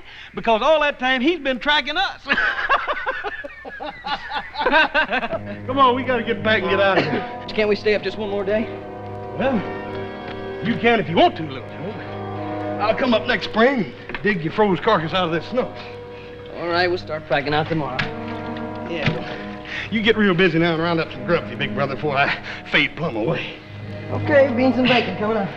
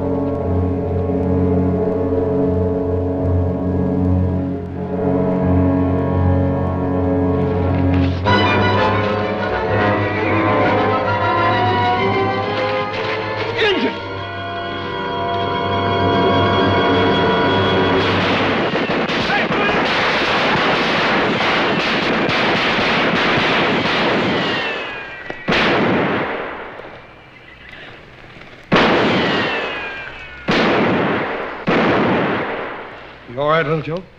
I will be as soon as my ears stop popping.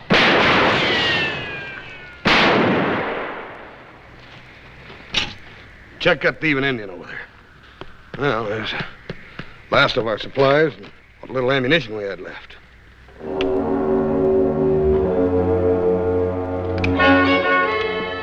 Hey, horse, come here. Look at this.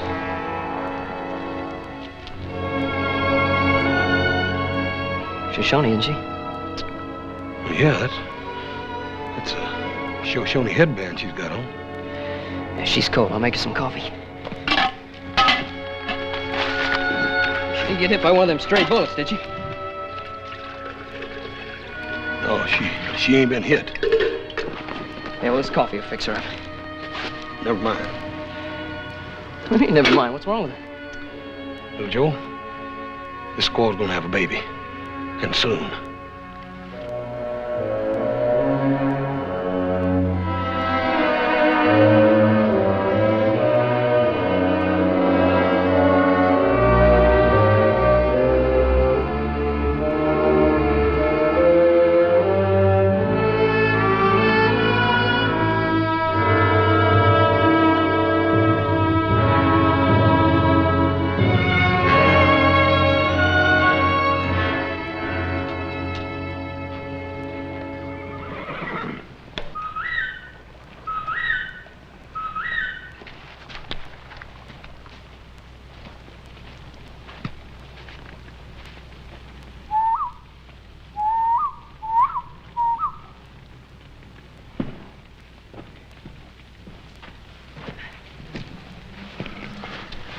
Did you find them?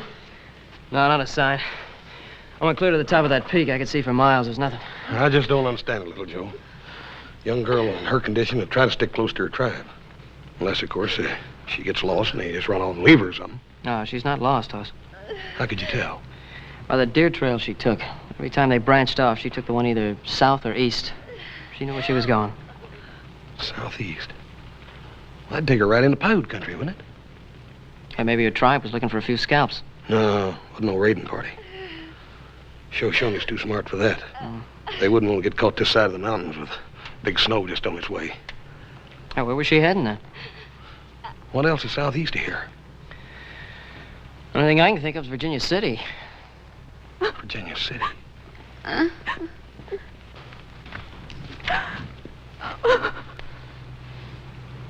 Well, her fever's down some anyhow. Yeah, she looks better to me. Yeah. There's one thing for certain, though. Her time's near and she's going to be needing a woman to help with the birthing. You sure you didn't see nothing of them, little Joe? No smoke, no tracks, no nothing? No, nothing. Well, they're going to be able to find us, though, if we're west of Kansas City. All they got to do is follow their smellers. I reckon you're referring to my cooking. I'm referring to that stink you're making. What is it? Them's wild roots and mesquite beans. Mesquite beans? Yep. That's cattle fodder. Yep. It's going to be your dinner, though, little Joe, and as a matter of fact, you're liable to be living on this till we get out of here. Oh, no. I'm going to go shoot me some game. Oh, no, you ain't. We got to save what ammunition we got left for an emergency. Well, look, horse, we can't eat cattle fodder. You eat beefsteak, don't you? Well, sure. What's that got to do with it? Well, it'll just make you appreciate what an old steer goes through for you. Here, eat hearty, little brother. Do I have to? No, you don't have to. You can starve to death.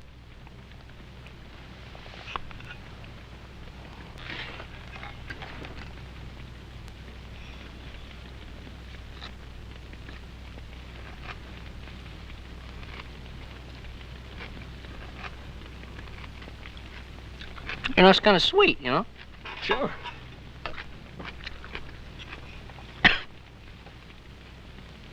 You fella you're getting used to that smell. Hey, she's coming to. Get some water, quick. You're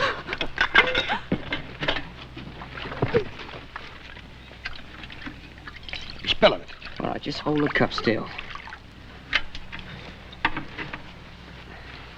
Here, now. I want you to drink some of this. It'll be good for you.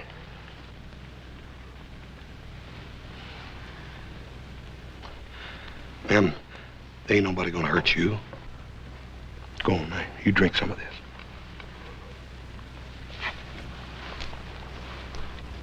That's the way. That's the way.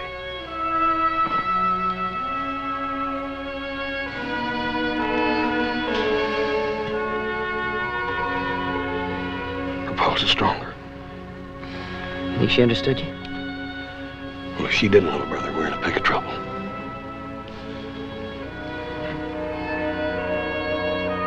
My name is Joe Cartwright. This is my brother, Hoss. Pleased to meet you, ma'am.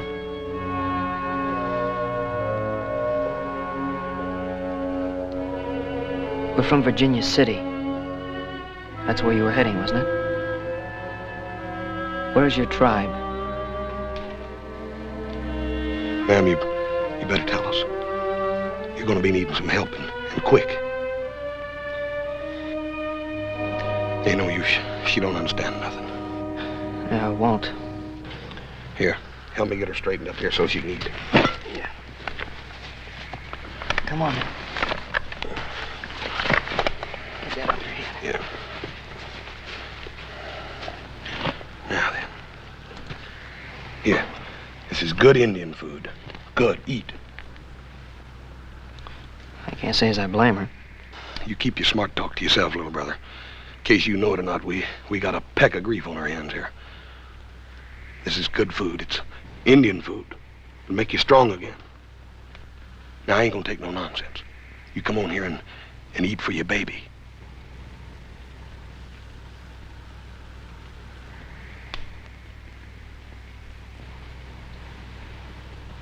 That's the way.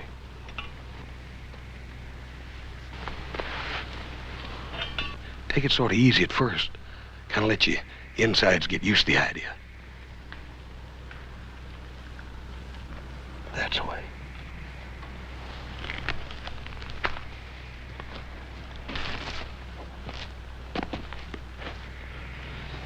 See the way her eyes lit up when you mentioned her baby? She understood every word you were saying. I don't know.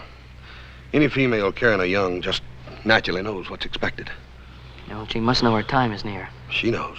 Well, then what are we waiting for? Let's get her to a doctor or a midwife or somebody before it's too late. It's already too late, little Joe. That girl will die if we try to move her down this mountain now. That's what's been spooking me all along. How do you know she'll die? You ain't no doctor. You said so yourself.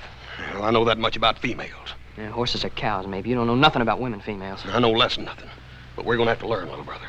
There must be some other way. Yeah. Yeah, we could just leave her up here. And maybe her people will find her. Maybe. Well, anyway, it's not our responsibility. We didn't ask her to get landed up with us. No, we sure didn't.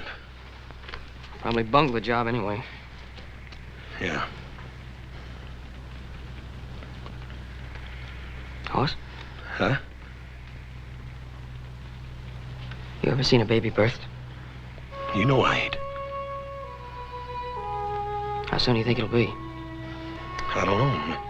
Maybe today, or tomorrow, maybe next week. I don't know.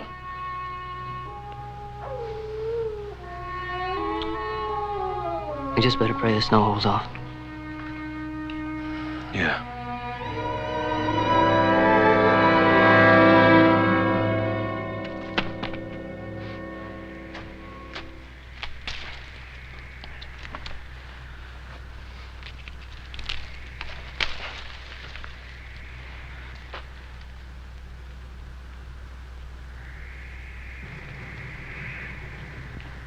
Doggone. Doggone.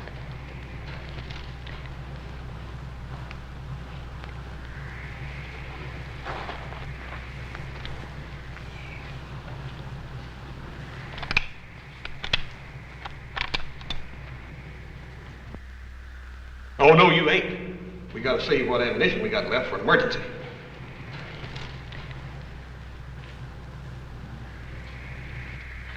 I ain't gonna save nothing.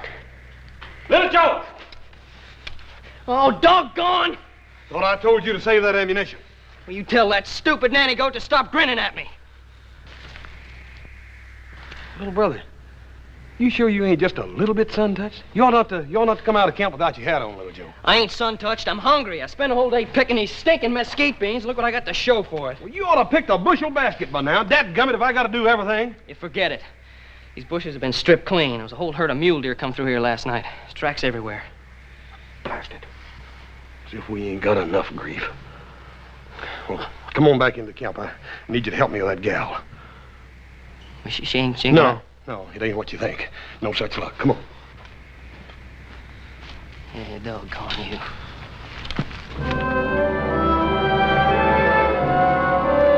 Hey! Yeah, it looks pretty nice. Why don't you ever make one of those for me? Well, the next time you're expecting, you just let me know. Get some of them sticks over there. Oh, these? Yeah.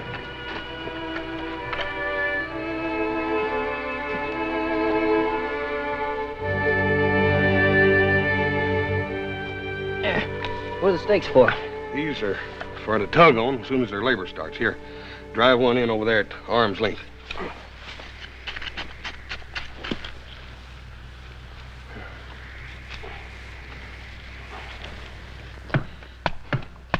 Ma'am, I sure hope you know you got yourself mixed up with a couple of prune pickers. Well, we don't know about delivering babies. It'd scare you to death. Fetch that shovel over there. Yeah, now, dig a pit right there deep enough to hold a batch of hot coals. Oh, can't we heat the water outside? Well, we're going to, but this is to steam some sage leaves. Sage leaves? What good's that gonna do her? Well, how should I know? I mean, how should you know? What are we gonna do it for, then? Well, I heard an Indian agent telling Paul one time that this is what all Shoshone women always did. Yeah, what else did they tell you? Well, then we gotta get some rabbit pelts to swaddle the baby in as soon as it gets here. Mm-hmm. Now, what then? Then we gotta find an old cottonwood tree someplace. Oh, we gotta find an old cottonwood tree? Yeah, one with a dry rot. We gotta find an old cottonwood tree that's got the dry rot. Yeah, so as we can scoop out that dry rot and pulverize it up real fine like. And we scoop out some of that dry rot and pulverize it up real fine. But we don't know why we're doing that either, do we? Yeah, for baby powder.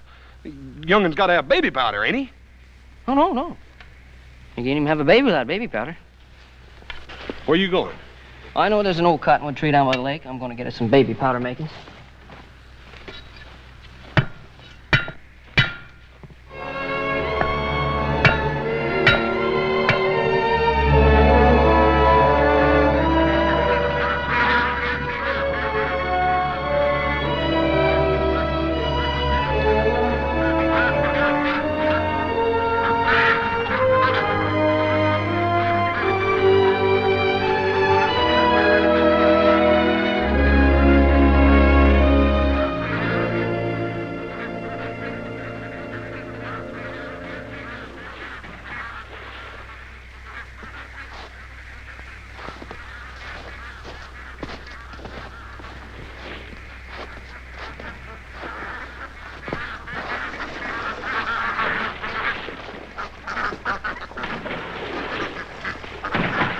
Wait a minute.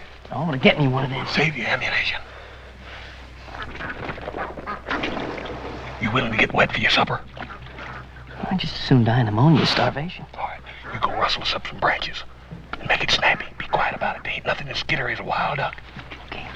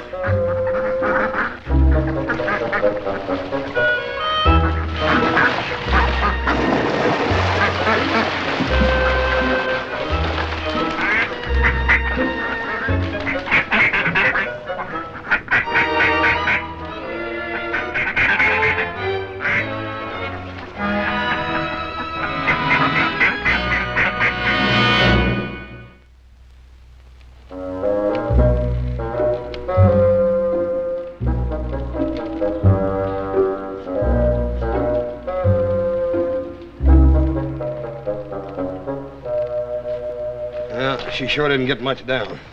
I told you not to put those pine nuts in her soup. Pine nuts are nourishing. Well, so's duck. She ain't hardly got enough strength to swallow soup. I don't know what she'd do with that roast duck. Well, I'm gonna give her lessons right now. Hey, Hoss? Yeah? How far do you think she'd come before she ran into us? Shoshone Nation's 200 miles north of here. Remember she was traveling with her husband. He had an accident or something. It ain't that simple. For some reason or other, that girl had to get into Virginia City. I don't think we're gonna find out till she gets good and ready to tell us. Here. Some duck.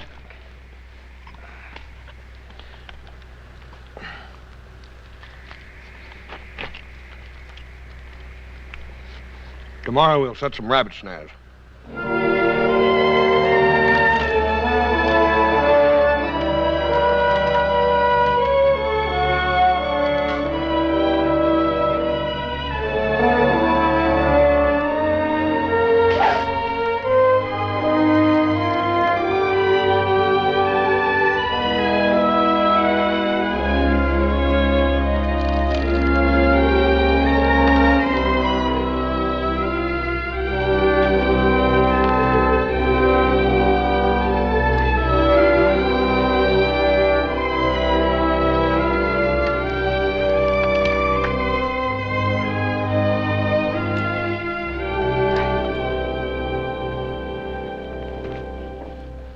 Hey, Hoss?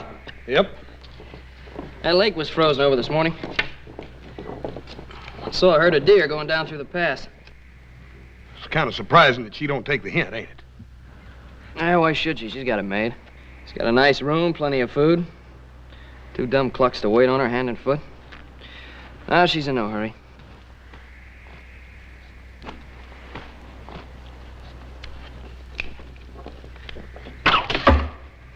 Injuns!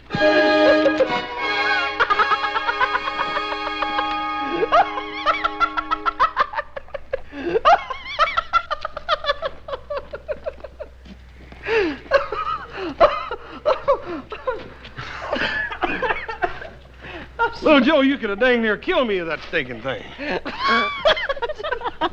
You should have seen the look on your face. You look like a hog that's stuck with a porcupine quill. Hey. Hey, the Sphinx has a sense of humor.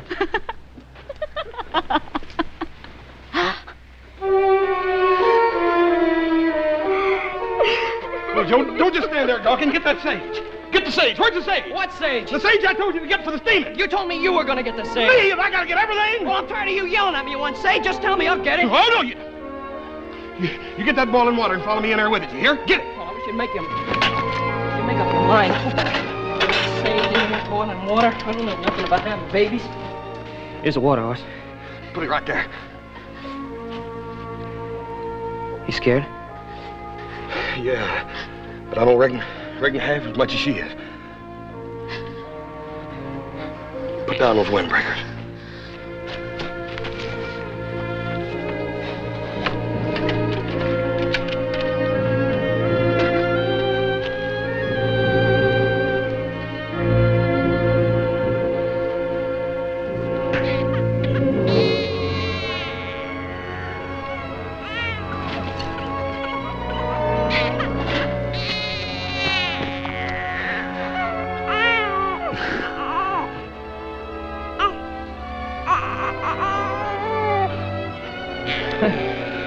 Ain't you never seen a baby before? Here. Here, take him over there by the fire. Now, hold him easy and keep your hand on his back so his little head don't fall down. Yeah. Here, be careful. Don't stumble over them big feet of yours.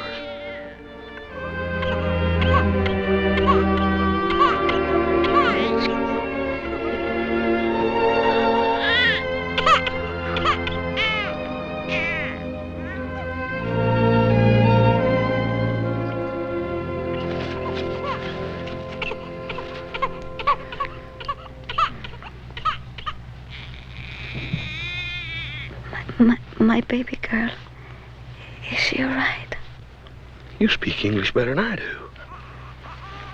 Please tell me. How come you held out on us?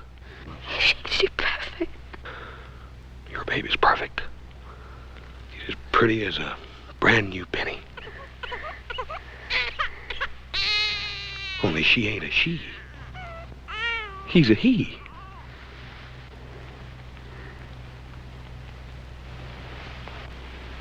What's the matter? I thought all Shoshone women made big medicine to their gods so they'd have nothing but boy babies.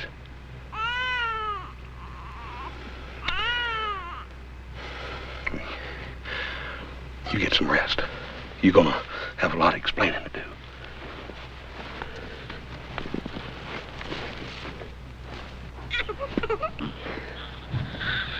Hey, Hollis? Yeah. Did you take a good look at this baby? What'd you do to him? He was all right when I gave him to you. I didn't do nothing to him. Look at him, he's got blue eyes. Ain't no Indian baby ever had blue eyes. This boy's father's a white man.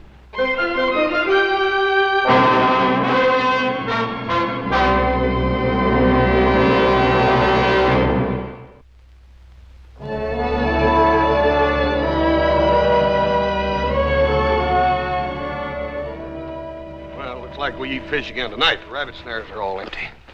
Yeah, well, the fish trap's empty, too. What are we gonna do now? I don't know. Did you notice the sky today? It's clear as a crystal glass. Complaining? I can smell the snow piling up there for almost a week. We got a reprieve. Listen. I don't hear anything. No birds. No wind, no nothing. Yeah, come to think of it, I haven't heard anything all day. Didn't see that old bighorn either. Not a living thing. Pa says that wild animals always know when a big storm's due. Look, we gotta get down off this mountain, and quick.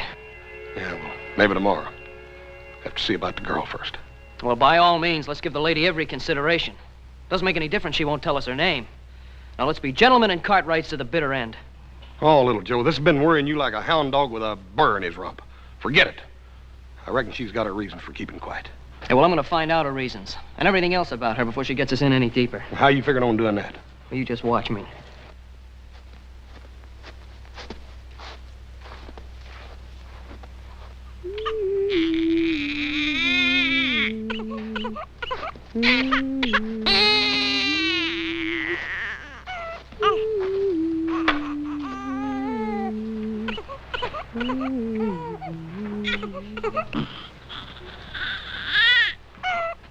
Oh, don't stop on account of us. Personally, I'd like to hear something besides my brother's yakking. Leave her alone, little Joe. You know, Hoss says you talk better than he does. I ain't much to crow about, but I'd certainly like to hear a sample. Your name, maybe. You know, we've been pretty decent to you. I think we're entitled to know a little bit more about you. For instance, why were you going to Virginia City? Oh, little Joe, quit jawing at her. If she don't want to talk to us, I reckon it's her business. Well, it seems to me she's made us part of her business. If I'm going to get my scalp lifted for a runaway Shoshone, I think I'd die a lot easier if I knew some of the details. What makes you think she's a runaway?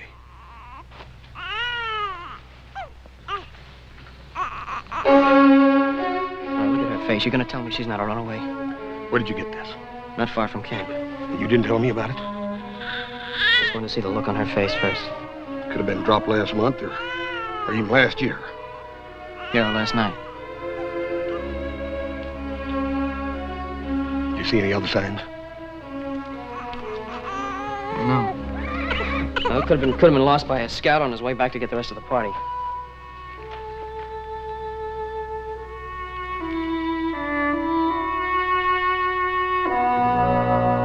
And look, don't try to make me feel like a louse either. I had to find something out, and I found it out. That's all. We didn't do no such a thing. That's a war medicine bag. It's forbidden for a Shoshone woman to even lay eyes on it. No wonder the poor little old thing's half scared to death. Where are you going? I'm going up on that mountainside and take a look around.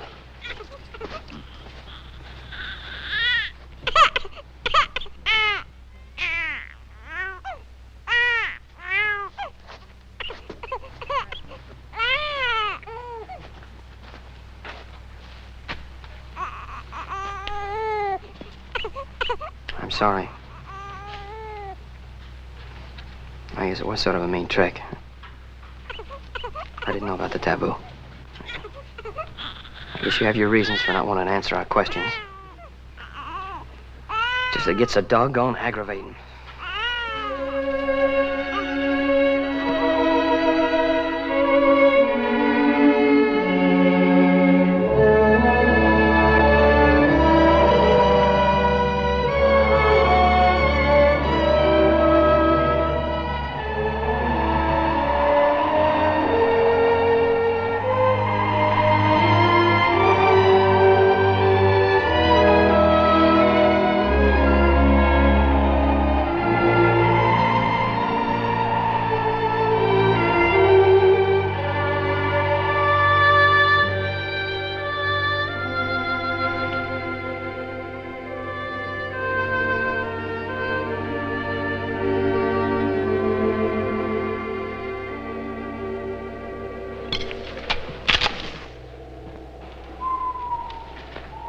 Relax, it's us.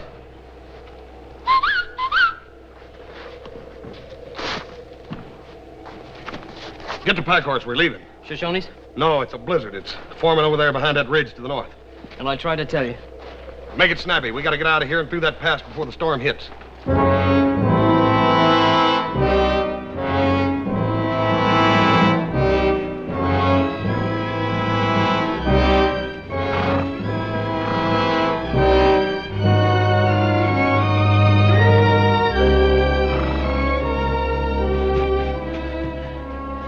Last couple of miles, I could swear we were being watched.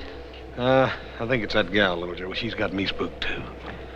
Yeah, I think she senses something.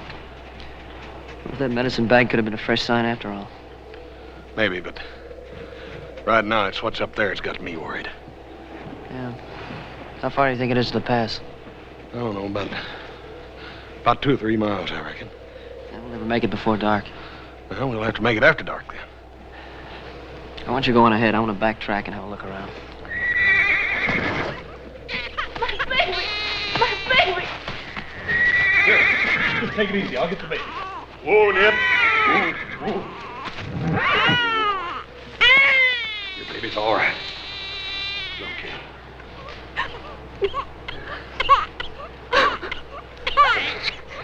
I think we better rest here for a while.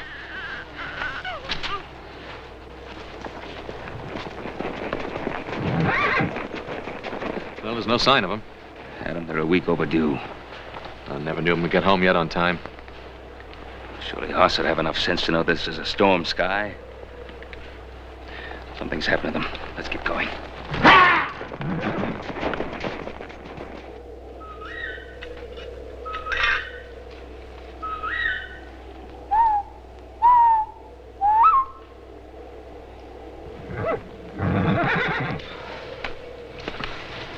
You said you were going on. Shh. Wake her up. She's too tired to go. Yeah, it makes 2 of us. You see anything? No. I think there's something else out there besides my imagination. I can't shake the feeling that they're out there watching us. Just waiting. Yeah, but waiting for what? We're just 2 guns against a whole Shoshone war party? Well, we wouldn't stand a chance. If they're really out there, why don't they show themselves? I think she could tell us. All right. If it'll make you any happier, I'll stand and watch tonight. Now, go and eat your supper. Just what I wanted, mesquite beans. And wild roots.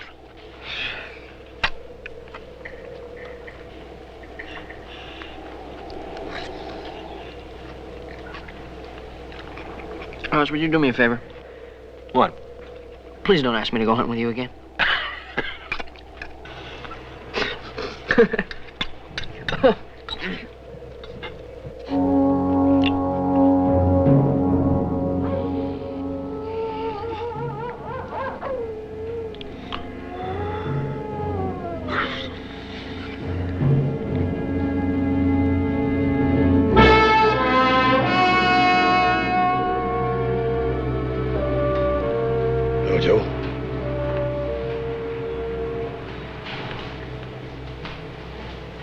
Little Joe?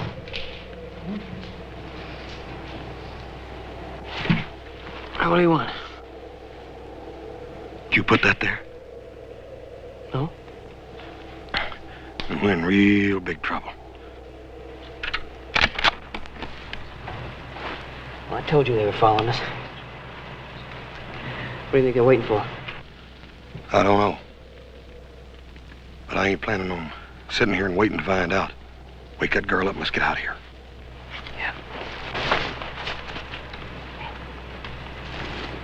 Horse. Or some guard you turn out to be. Wait a minute. There ain't no Indian war party that'd stuff these blankets just to fool us. For some reason or other, that gal was afraid I'd wake up and catch her gone. Yeah, but still doesn't explain this knife or those tracks. Must have been a half a dozen Shoshones in here last night. Yeah. She must have known they were tracking us, too. For some reason or other, little Joe, that gal didn't want them Indians to catch her. That knife was a warning not to interfere. Well, we're going to interfere. Let's go.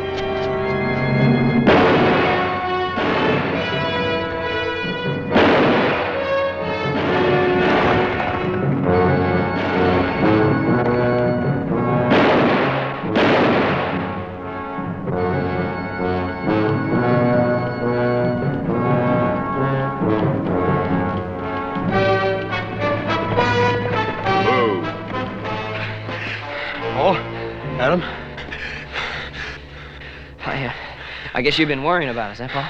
Paul, we can explain everything. We was going to start down on time, but... I guess we better show him, Hoss. They ain't gonna believe us otherwise. Come on. I'd hoped you boys had more sense than that. Well, Paul, after all we'd been through with her, we couldn't just walk off and leave her up there. We just naturally brung her and that young'un home with us. Is that all?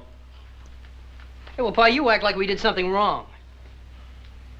Coming between a Shoshone woman and a people is not something wrong. It's just plain stupidity. Yeah, I thought you boys went up there to hunt bighorn sheep. Oh, Adam, this is a serious matter. Now, it's a fine homecoming. That's all I gotta say.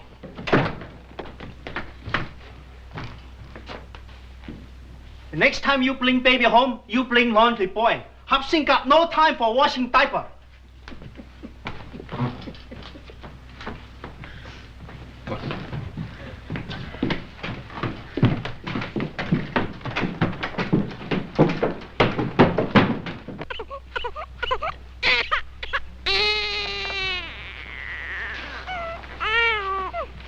How is she, Doctor? Very weak. Surprising thing is how the baby came through it without a sniffle. Well, now, that ain't too surprising, Doc, seeing as who brought him into the world. Yeah, he had some help, too. Yeah, about as much help as a sore thumb. My boys don't seem to realize the seriousness of the situation. They don't know who the girl is or why the tribe went to so much trouble trying to recapture her. The baby's father is undoubtedly a white man, Ben. That might explain why she's running away from her family. But why they would risk the lives of 4 braves for 1 child? Well, there's nothing more I can do here, Ben. I'll send out a wet nurse for the baby. Thank you, Doctor.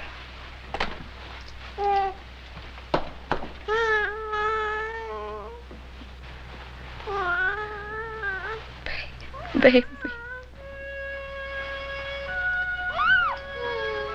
Be careful.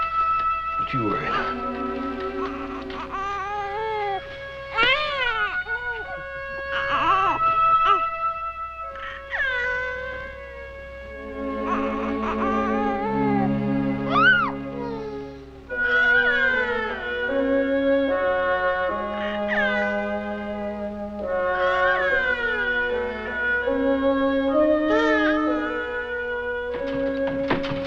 Cartwright! Mr. Cartwright, come! Come quick! What is it, Hopsy? The girl, come!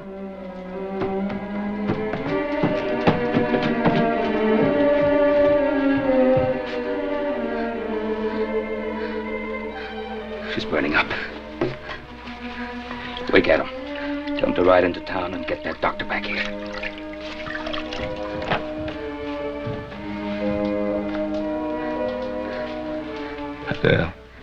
Do you hear me? I've sent for the doctor again. Before he gets here, I want you to tell me who your child's father is.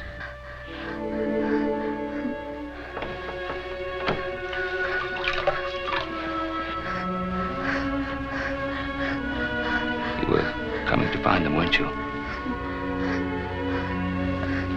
He should be here with you. You tell me and I'll send for him.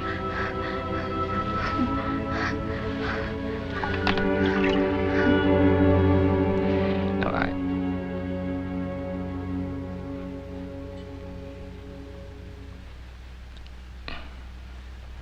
Did you hear me?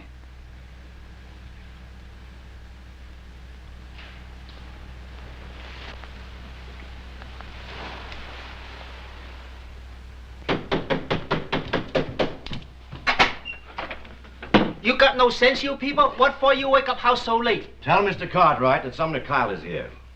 Yes, sir, Mr. Kyle. You got maybe any particular Mr. Cartwright in mind? Ben Cartwright, of course. Oh, Kyle. Hello, Cartwright. I hope you'll forgive me for coming unannounced. You know Jason, of course. Of course. My son Adam told me you'd returned to Virginia City. Is there something I can do for you? May we speak in private, please? Hop Sing, it's getting pretty late. Why don't you go to bed? Well, make yourself comfortable. Thank you. Cartwright, I have a favor to ask. And this time I won't insult you by offering a bribe. Well, at least you learned that much from our last meeting. Yes, we have had our differences, but they were business conflicts, never personal. Not as far as I'm concerned. I've always had great admiration for you. Kyle, you didn't come here at this time of night to eulogize me, so why don't we get to the point? I understand you have an Indian girl here, and a child. That's right. Well, Cartwright, my son Jason is the father of that child.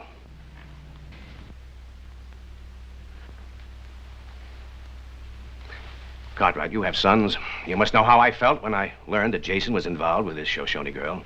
We were married. Yes, an Indian ceremony. Hardly a binding agreement. I don't quite agree, Kyle, but Jason, you must have been in love with the girl, or else you wouldn't have married her. I was, and still am.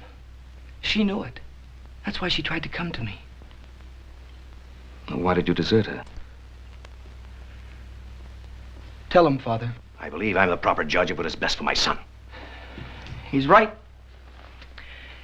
He's right as usual. It was impossible from the very start. What could I offer her didn't belong to him, including myself. Cartwright, I want you to send the girl and the child back to her people. I'm ready to pay well for her silence. Kyle, you needn't worry too much about the girl. I doubt very much whether she would embarrass you. She's never mentioned the name of the child's father. You mean you didn't know? No, I didn't know.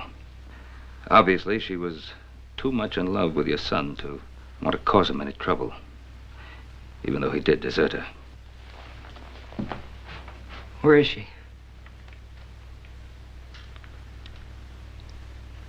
Upstairs. Wait a minute, Jason.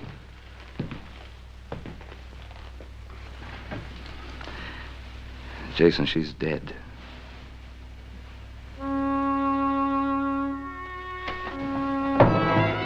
Jason!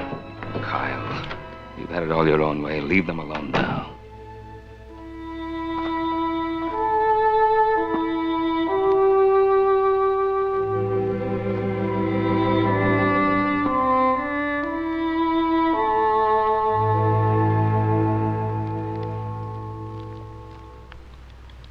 The Lord is my shepherd. I shall not want. He maketh me to lie down in green pastures. He leadeth me beside the still waters. He restoreth my soul. He leadeth me in the paths of righteousness for his name's sake. Yea, though I walk through the valley of the shadow of death, I will fear no evil, for thou art with me. Thy rod and thy staff, they comfort me. Thou preparest a table before me in the presence of mine enemies. Thou anointest my head with oil. My cup runneth over. Surely goodness and mercy shall follow me all the days of my life, and I will dwell in the house of the Lord forever.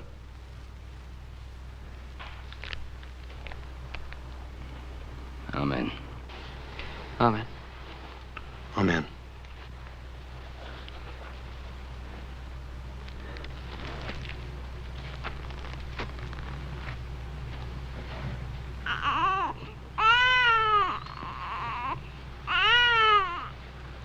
Cartwright, I want my son. Now, Red Whip is an old man. His only child lies there. But his bloodline continues in your son. Nothing will stop him from taking that boy.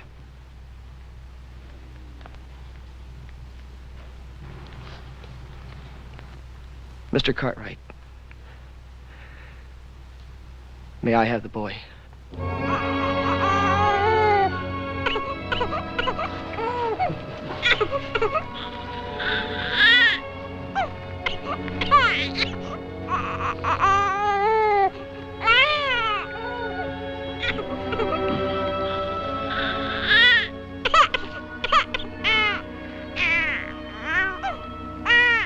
Tell my father